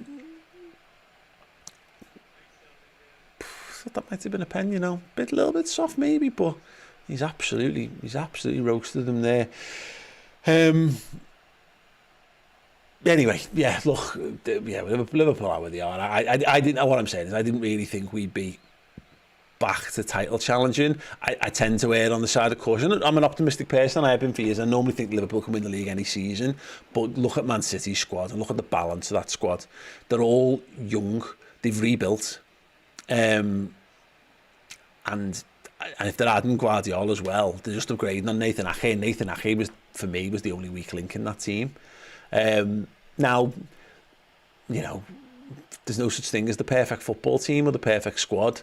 You know, things can happen in football. Liverpool shouldn't have been able to beat Man City to the things they've beaten them to, ever. They shouldn't have done, because apparently Guardiola's a better manager. They've definitely got more money to spend. And bear in mind, Jurgen Klopp inherited a team of fucking losers as well, who hadn't won stuff, who didn't know how to win for Liverpool, didn't know what it meant, and turned them into winners. Pep Guardiola inherited the perfect form of the original Man City. I've got loads of let's build a title winning side. He inherited what Company, Fernandinho, David Silva and Sergio Aguero. Spine, one of the best spines the Premier League's ever seen, and he inherited that. Yeah. Oh God, I just couldn't quite find Diogo Jota there. Anyway, look, soapbox down for a minute. I do agree. I think we need to have it. I think getting rid of Fabinho means we need to have we can't afford as many mistakes. I think if Fabinho had stayed, we had a little bit more margin for error, because we could have got an understudy. Now, with Henderson going as well, we need to buy someone who's capable of going straight in, and that's a huge ask, because even if you buy someone who's 24, 25, 26, who's got all the experience in the world, there's no guarantee that they settle in. You know, Tifo just done a video with Paul Tompkins, has been banging this drum for a decade. At best, 50% of transfers are a success. If your transfers in a window, 50%, it's half. And Liverpool have been batting way above that average for years and years and years. Great tackle, Quanta. So yeah, we'll see. Right, the question was, which is the only Liverpool player to play for both Karlsruhe and the Reds? And E equals MC, I guess 2, to the power of 2. Sean Dundee, well done.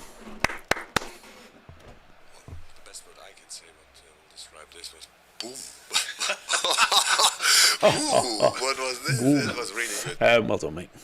Fuck me, that's hot. Right, Scanlon left hand side, and you can tell if you can't tell by the general level of me just chatting. It's been much bittier this half. Some nice bits and pieces. I'm actually really enjoying watching what McAllister's bringing to us so far. Floating around the pitch, picking the ball up, trying to make things happen. Liverpool really condensing the pitch at the moment. Our back three are midway inside the Karlsruhe half here. McAllister just drifted over to that right midfield. Gakpo, Jota, is Quansah. Good right-footed ball over to Scanlon. Again, he's going to run at his man. Checks back this time. Tsimikas feels like a bit of a spare part here, if I'm being honest. McConnell. Not a great ball just behind Gomez. Just going to slow things down a bit. Gomez gives him it back. because it's McAllister, I should say. Matip, Quansah, keeps it moving left to Kostas Tsimikas. Oh, Tsimikas battling back. He obviously heard me. Started to get stuck in. Scanlon again, right on that left-hand flank for the Reds. David, good question.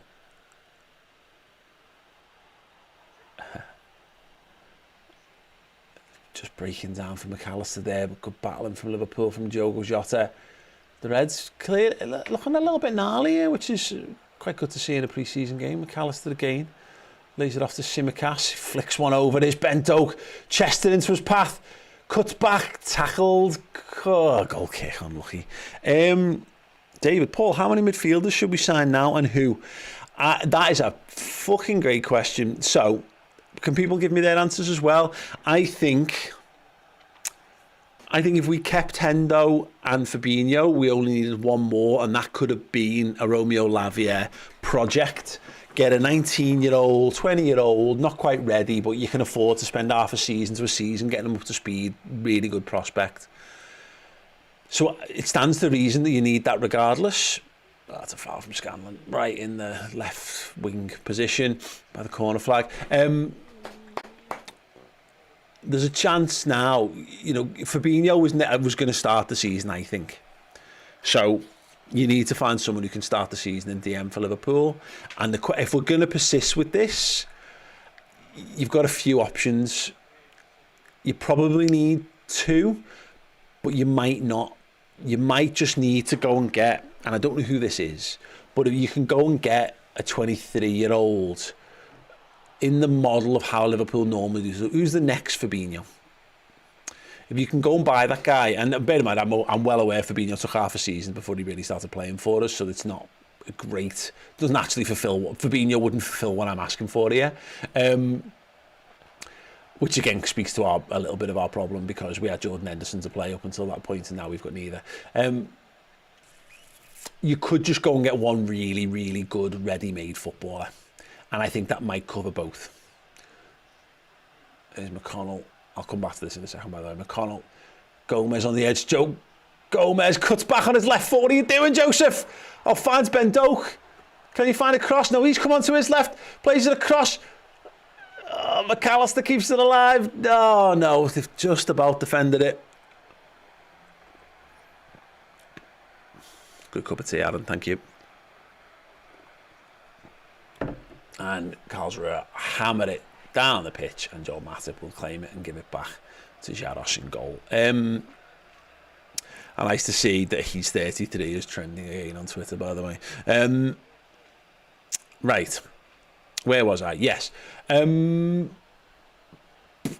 can't replace Jordan Henderson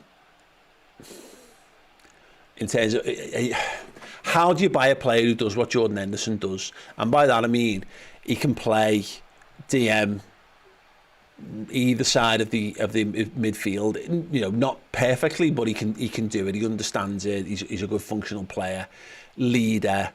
Got the experience, and I think he could have done the inverted fullback thing as well. Is my take, and we'll never know now. That's a real ask to go and get someone who can do that. A real ask. So the alternative is, and I'm realising I'm drawing this out because it is. I'm kind of cranking this over in my head as well at the same time. Having just seen Conor Bradley play the inverted fullback, and I'm currently watching Kostas Tsimikas, not this very moment doing it, but I've seen him do a little bit of it. Which I think we might. I'll see. Maybe we've abandoned that. I'll have a little look. Maybe you can get someone who can do that. I would personally, you know what? I would just go balls out. Scanlon cuts back onto his. No, it doesn't come back onto his left foot. Tsimikas whips the cross in. Ben Doak's picked it up.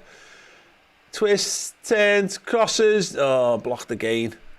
He's getting into all the right places, his old Doki, apart from when he's just tackled Joel Matip there.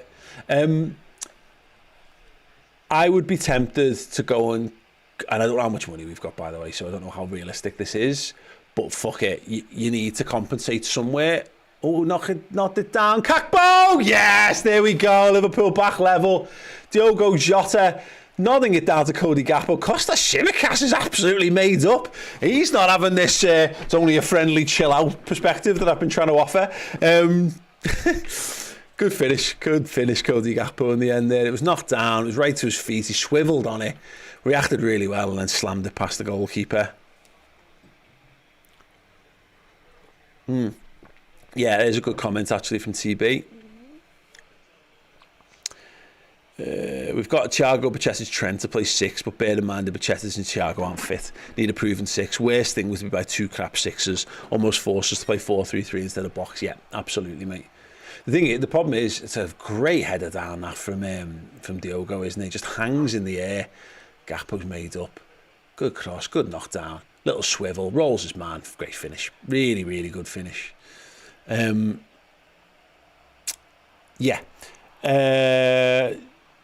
The problem with Trent is that as we take a little cooling break, I'll be having a cup of tea while they're having, Lucozade or whatever. We've got, I think, the best inverted fullback that has ever existed since this formation was created in Trent Alexander-Arnold. So I'd like to see him play there. So in that regard, I want to see us get an actual 6 in. I think we're going to have to experiment with a few things, and the option might present itself from inside the squad. Like if Conor Bradley, it's a big ask right now, and that was just half a game of football for a young lad who's just played in League One for Bolton.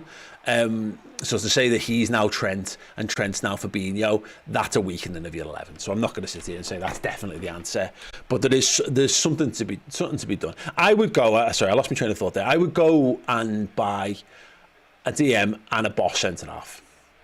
And be damned the rest. Trust your young lads to fill in the rest of the gaps.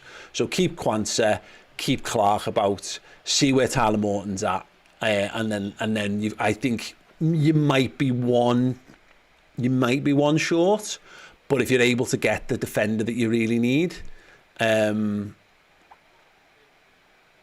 a ready plug and play replacement for Fabinho, then do that rather than I think fanning about with loads of getting a bunch of footballers. Right, super chats. Paolo is a Fero. Do we need to ask questions of Schmadke? No. Why? What questions would you ask him? Yeah, I don't think so. Maybe like, okay, maybe could you got more for Henderson? I don't know. Look, if Henderson's not travelling, he's been in training with Liverpool, and maybe he's just decided to play the game. We don't know. We'll never know. But as he decided to down tools, as he decided to say, look, I'm off. I'm gonna make this happen for me. Otherwise, I'm not going to do me bits. And if that happens, then that's possibly why. We'll need to see what the fee comes out as. And I'm speculating as to what your point is here, by the way. They're saying 12.5 initial fee or 12 initial fee. If it's 12 to 15 or 12 to 18 all in, it's okay money. Yeah, we'll see. There's also a chance, by the way, that Schmadke might be one of the people who's helped have these hard conversations, who's helped to force these guys out the door because Jurgen Klopp doesn't want to. Bad ball. It's Karlsruhe thrown in their half. Jacko, we need to talk about Joe, mate. Is he LFC quality? Yeah, I think he is.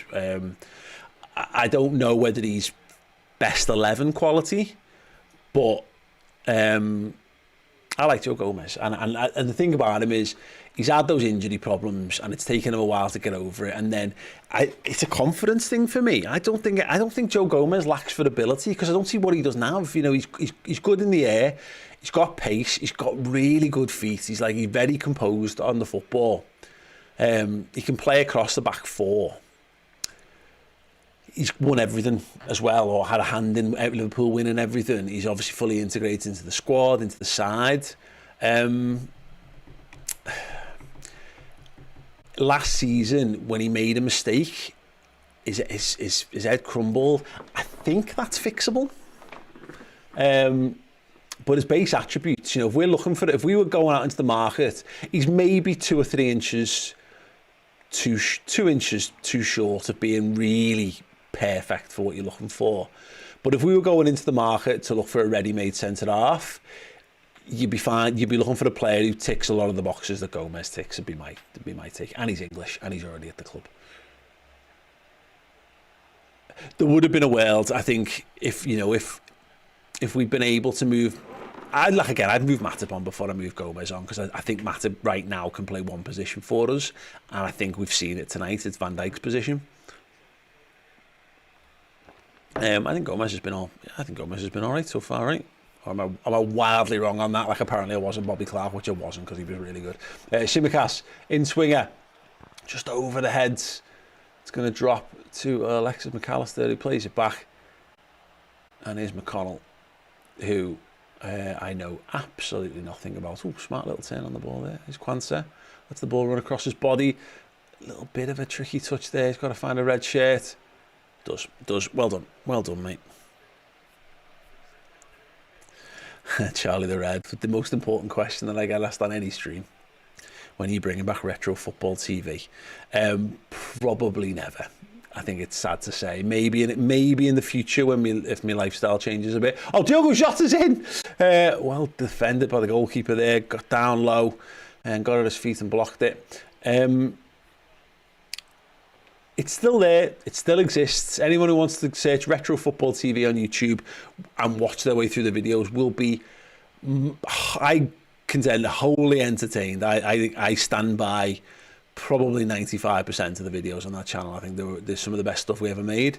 But yeah, unfortunately, we changed perspective. It was part of a different era of what we were trying to do at the time. And I love that channel. Maybe one day, maybe when I reach retirement age, I'll come back to retro football. It hasn't got a studio anymore. We had the best studio. I built that studio when we moved into these premises. The retro studio got built alongside the Redmen studio, and then it's been rehoused once, and now there's a couple of little bits that remain of it, but not much. I've still got all the games and the videos and all that kind of stuff, but yeah, sadly, what a time. Sakib asks, what formation are we playing? So, we've been playing the box midfield. We certainly played it in the first half, and we certainly started this half in it, sort of. Or maybe a variation on it this half, because it's really hard. Because if we are, then actually Scanlon's playing left of the three, as you see at the moment, and Gakpo's playing the left, attacking 8 / more of a 10. When we're defending here, as mentioned, Tsimikas, good interception by Kwanzaa again. Tsimikas is playing left back nominally, but he's drifting to the inverted positions. You can see it right now. Just watch. Tsimikas is just walking into the double pivot, which is the opposite of what Trent does. I mean, it's the exact thing what Trent does, but it's on the opposite side of the pitch. Here he is now, spraying the play to that left-hand side. Scanlon's been the one keeping the width on the left, and he's got Gakpo just floating on the edge of the box. Yeah, I need to. It's hard for me to give a definitive answer on this, because Gakpo's positioning's really confusing me on this.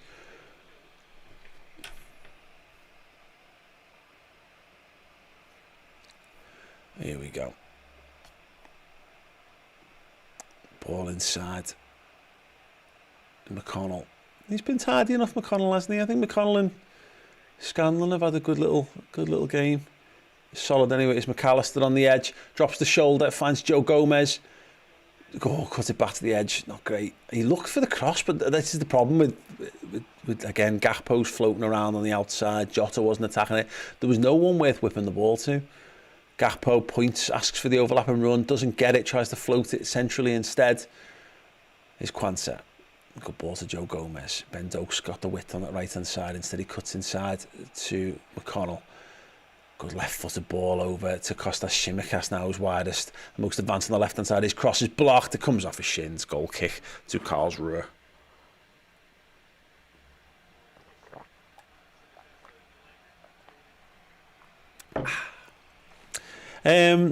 Shaw's Army.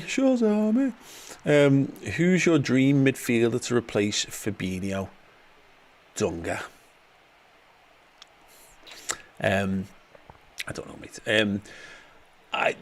hang on a second, I've got a sub. Scanlon goes off the pitch. Good game from him. Look, playful pat on the head from Klopp, and Lewis Kumas comes on. Now, what we've been told, I was talking to Neil Jones about him, is that he's been playing up front for Liverpool's under-21s. He's not like I think he was a natural striker, but he's found himself in attacking positions. But at the moment, it looks like he's going to be left of that 3. And yeah, by all accounts then, so Scanlon's been playing left of the front 3, which means it was Scanlon, Jota, Doak, and Gakpo's played left attacking 8. But the way that Gakpo's played it has been so much more central than, say, Curtis Jones would play it. So it's meant a different balance. Scanlon's been much more of a winger. And look, we might see that from someone like Diaz. You know, he's not naturally a winger or a wide forward in the Mane ilk. He is more of a left mid than a left wing player. But we'll see what develops on that. Again, Gakpo picking the ball up deep on that left hand side now. Just is he entering into more of a free roll? Is Joel Matip going on an adventure? Oh, nearly a great ball through to McAllister. Just cut out. It is Alexis McAllister who's won the ball back. Brilliant. Good little cut back. I've been impressed by McAllister so far. You know, he's just having like a quietly exciting. Is it possible to have a quietly exciting game? Because he has done. Costas, he's got a man on the edge. Maybe just took a little too long over that one. Here we go. Gakpo plays it back to Quansah. Quansah to Gomez.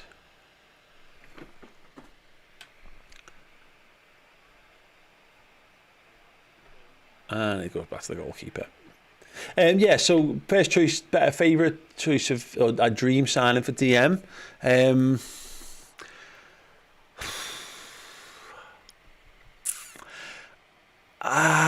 Rodri.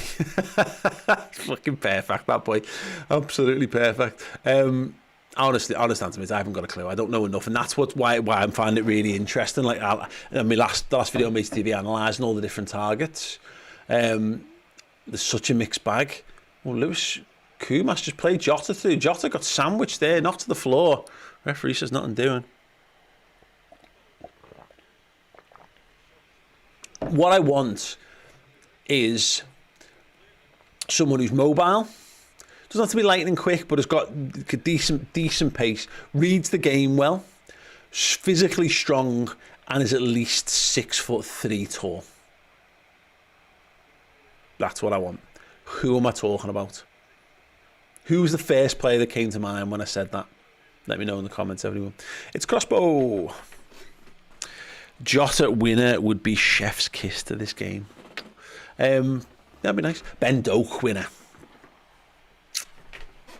Yeah, I was trapped under the mic. Yes, sorry. Mwah, that would be that. That would be one of them. Ben Doak winner would be absolutely sensational. I've been impressed with. I don't think we've got him in the game enough, to be honest. But he, when Ben Doak's got on the ball, he's continued to do what we've seen of him, last season. Direct, aggressive, wants to run at people. I like it. Rachel Todd. See, this is what I need. This is what I'm really looking for in life. You are doing a good job, Paul. Rachel Todd, thank you so much. I mean, thanks. It's been a tough day. Let me explain to you what a tough day it's been.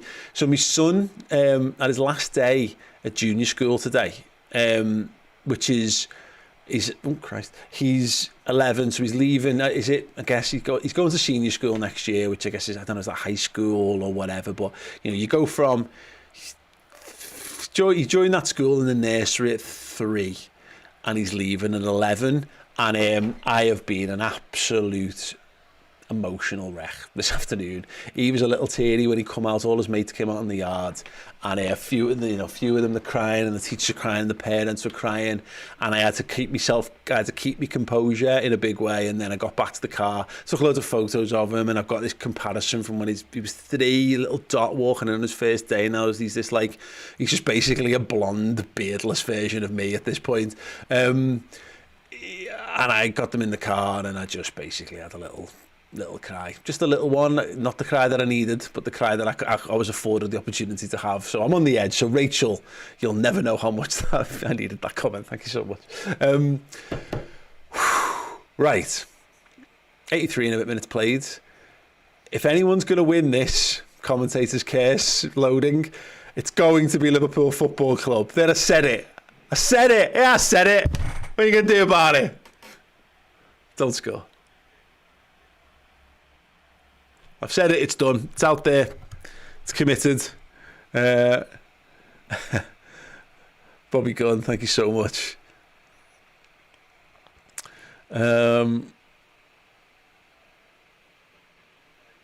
Yeah, James Ward-Prowse is crap. Yeah, I wouldn't have James Ward. I think he's a good player, but I don't think he's. You know what? If you could get James Ward-Prowse for like 15 million quid, you're never getting James Ward-Prowse for 15 million quid. Thanks Bobby Gunn, wonderful comment. He could replace what Jordan Henderson does. Maybe not in all the positional stuff, but he's a leader. He's a really good, solid footballer. He's quite, he's quite versatile. I think he'd be, and he's English. I think that would be all right, but he doesn't improve your first 11. But then, Jordan Henderson's been faded out. That's the thing that really fucking annoys me about this. It upsets the apple cart of what we're doing because you're meant to buy in better, and what was there before becomes your backup.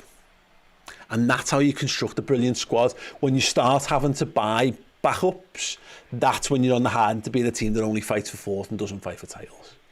Anyway, there.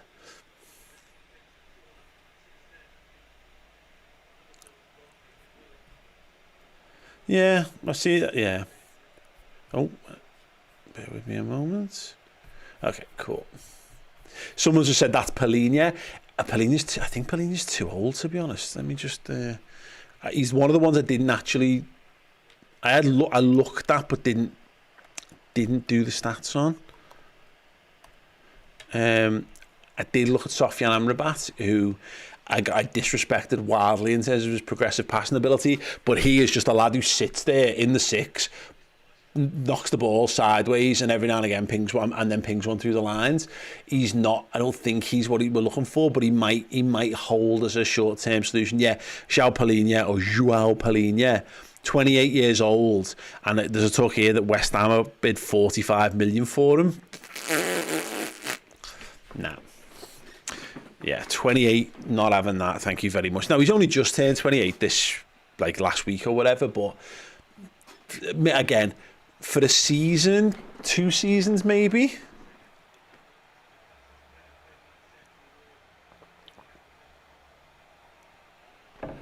Yeah, maybe it's a stopgap solution if you can't get the target you want. But I mean, people are going to go mad over that. Sangare, Conrad Norman, Sangare.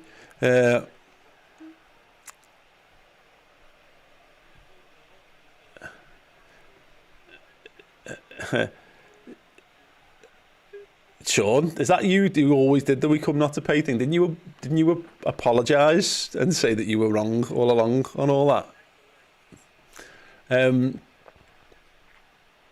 Yeah, I get it. We've always got it's football. We've been conditioned our entire lives to have.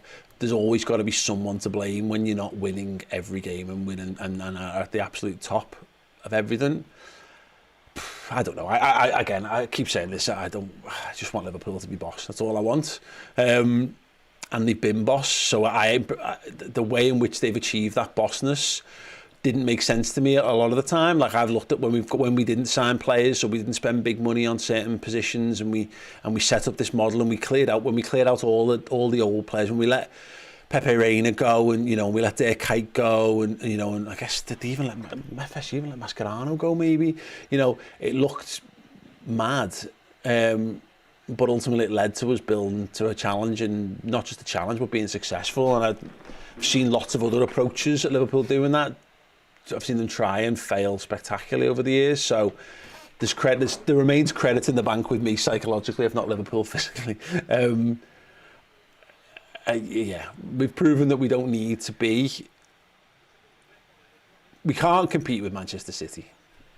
We can't. Not if we want a football club there that remains a football club if the owners decide they've had enough of it. And that's one of the things. This owner funding thing is a very, very slippery slope. It's a very dangerous world. Now, having owners be able to write secure money, so they say that debt is on them, not on the club. That's okay. That's better than them loading the club with debt out of the Glazers. Hang on a second. Oh, Jaros has lost it. It's going to be a goal kick. But I give you an example of, like, again, in terms of how you run business, and I only run a very small business. But if you need credit to exist, if you need a line of credit, then if that line of credit for whatever reason goes away, your business isn't set up to compete. It's not. You've got a non-compliant business, and that means that your success is you're mortgaging your success, you're mortgaging your future for short-term success. I'm concerned about that. That's what worries me, because again, I've seen football clubs. I've seen half a dozen football clubs in, like, the Northwest even go to the wall in the last 10 years. Liverpool, you think, would be too big for that to happen, but I don't know. I can't get lost. And people want FSGL, fine. They can fine. They feel free, to organise the protests and go on them and see what happens with them. Maybe fine. But I need to see that Jurgen Klopp gets the back end this summer. That would change my opinion. And again, I've said with everything, opinions are temporary for me. I've got my core beliefs in life. It would take a lot, and even them, if I found some new information that caused me to throw them into doubt, then that could change those beliefs, I guess. But opinions change. That's the beauty of football. The people who say something's shit and it's going to be shit, trust me, it's shit, and this is going to turn out to be shit, are always proven right, because football is cyclical and nothing lasts forever in sport. So you could pick the best football player on the planet and say he's shite. So you've been saying Ronaldo's shite, right? There'll be some lunatic out there that's been saying Ronaldo's shite for the last 15 years. Lunatic. And now he's going, look at him, he's only playing in the Saudi League, told you he was shite. And he's right, because Ronaldo is shite, because now he is. Right, Sals. Aaron, thank you for the message, putting it through. James Lim, 29 months as a cult hero, gutted about Hendo, and if Fab goes as well, we go for another CM like Gravenberch or someone, maybe a DM like Kimmich or Casado, then a right back as well, and move Trent into midfield. Optimistic, I know. This Kimmich stuff is wild. Like, I can't see how we're signing Kimmich. Why?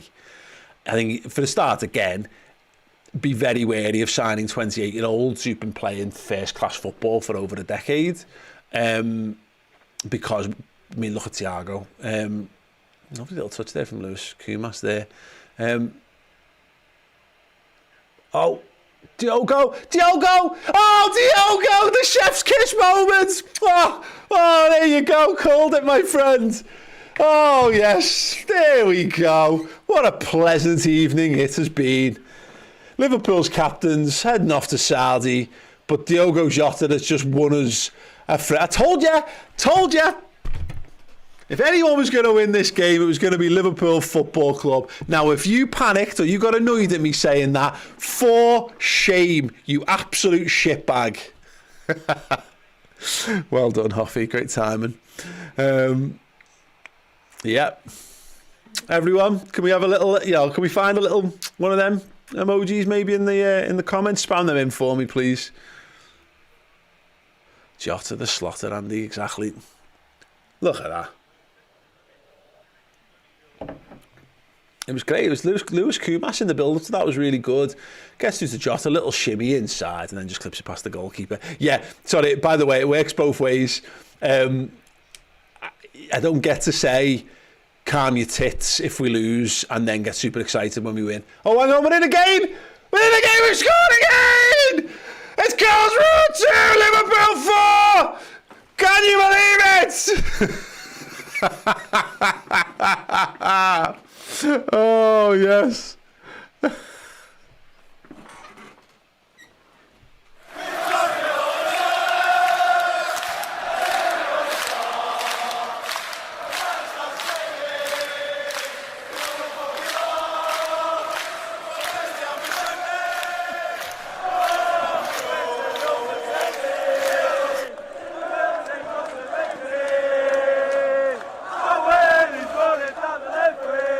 What a finish by Diogo, by the way. Breaks through, right-footed, hard and low past the keeper.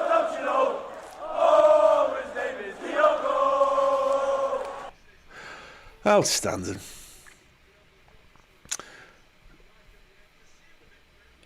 There we go. So, yeah, all the people who were saying, chill out, it's only a friendly, and all the people who got dead wound up, it's game over, by the way. Liverpool have won 4-2. Oh, that's just lovely, isn't it? Absolutely lovely. I'm looking to see what these people have managed to figure out a chef's kiss in the comments, but no. What the hell is going on? Diogo Jota, 20 goals this season, minimum for Liverpool. Calling it now. Wow. There we go. What a fun evening this has been. We're having some conversations around what we're going to do with the watch-alongs. I think we're going to try and experiment with a couple of formulas. We're going to do some stuff on the couches, I think, for one of the other games. I think next week is a daytime one. I think it's 12 o'clock next Monday, so we'll be here for that one, of course.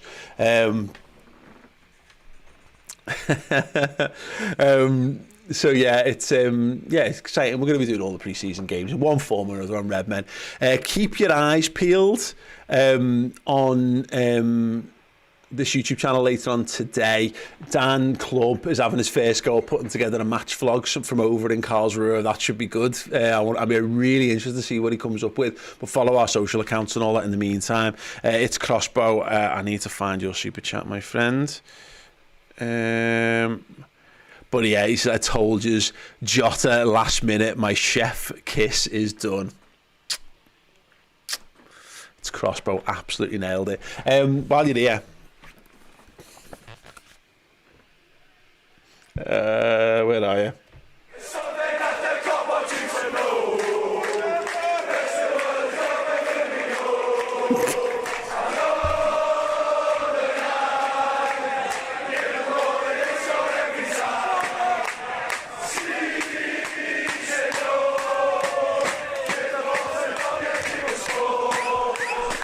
Bobby Firmino, best in the world. The books are in hand. Panic over, because when you said it earlier, when you push the button on a ridiculous expense that it is printing books, you panic in case they're printed wrong or there's something wrong with them. Them not. It's beautiful. It's big, it's weighty, it's got stories from Roberto Firmino's career, it's got great quotes from people who were with him along the way, it's got fantastic artwork from brilliant Liverpool artists in it.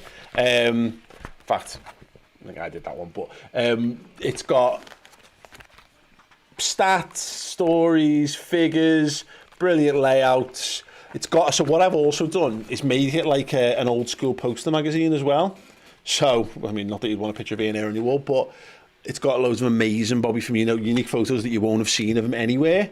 Of the player in action. So if you wanted to, like an old school like poster mag, and cut them out and stick them on your wall, if you're into that kind of stuff, then you absolutely can do that. Go and have a little look. I mean, again, look at the layouts. That's the story. I wrote this one. This is about him scoring his first ever goal for Liverpool against Man City. I was at that game and talking about the change of system when we switched to the false nine, moving on to sort of stuff later. That's him. Look, it's the no look. So there's that. Just brilliant. I made up, and it's got his career stats. There's even got there's a cartoon, there's a comic strip in here as well, which was done by Jack Design, which is brill. There's even let me just find it for you. Is all of his foot ratings from his time at Liverpool, his full career numbers and all kinds of stuff. It's brilliant. It's massive. It's prestige format. It's very limited run. It's legit. It's got a barcode and everything. Yeah, I've sweated to make this in the last sort of month, 6 weeks or whatever.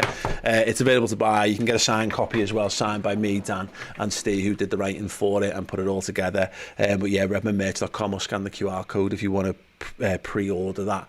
That'll be sent out to you. We've literally arrived yesterday. The books arrived just the other day before. I'm well made up with that. So yeah, if you want a book, if you love Bobby, or you've got a birthday coming up for you, or for a Liverpool mad fan in your life, I would suggest it'll be a Boss Christmas present, but I can't imagine we'll have any left by the time we come round to Christmas. So for want a box, 20 quid, get it away, put it at the bottom of your wardrobe, and there you go, you've boxed Christmas off. No one who loves Bobby Firmino would ever be upset with this as their present. Honestly, it's magic. Right. I haven't discussed this with Aaron just yet because we've been live on this, but I think we'll just, if we can. Aaron, do you have to run? Do you have to go immediately? No. Can we do something on Hendo? Yeah. Cool. So we'll stop this stream. I'll take a quick break, just cool my loins off from the fact that I'm wearing jeans. Despite the fact that it's the hottest day in Liverpool for the last 3 weeks. And we'll set up a new stream. We're going to talk about Jordan Henderson. Looks like he's completed his deal to Al Ittihad. Ettifaq, I apologise. That's Fabinho's going to Al Ittihad. But yeah, thank you everyone who joined me. You guys are absolutely amazing. Thank you so much. I've had a wonderful time. I will be back for the Watchalong on Monday as well, so make sure you come along for that one. And if you need some more content, try redmenplus.com out. We've got all the transfer stuff covered inside and out. JNO Insights with Neil Jones. Expert insights with people who know the inside and outs of these kind of things. Podcast, we've got the Bobby Firmino documentary. There's loads of boss stuff on there. And if you just want some more free stuff and some more stuff around the transfers, you check out my personal YouTube channel, which is Mage TV as well. But really,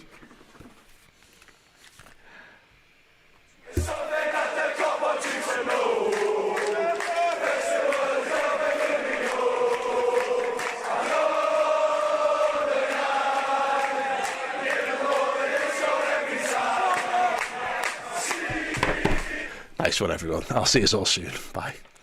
Thank you so much for checking out the show today. If you need more Liverpool content in your life, whether it's podcasts, videos, interviews, or great Liverpool documentaries, head over and subscribe to redmenplus.com today. It funds everything we do across all the free platforms, and we give you amazing content each and every week.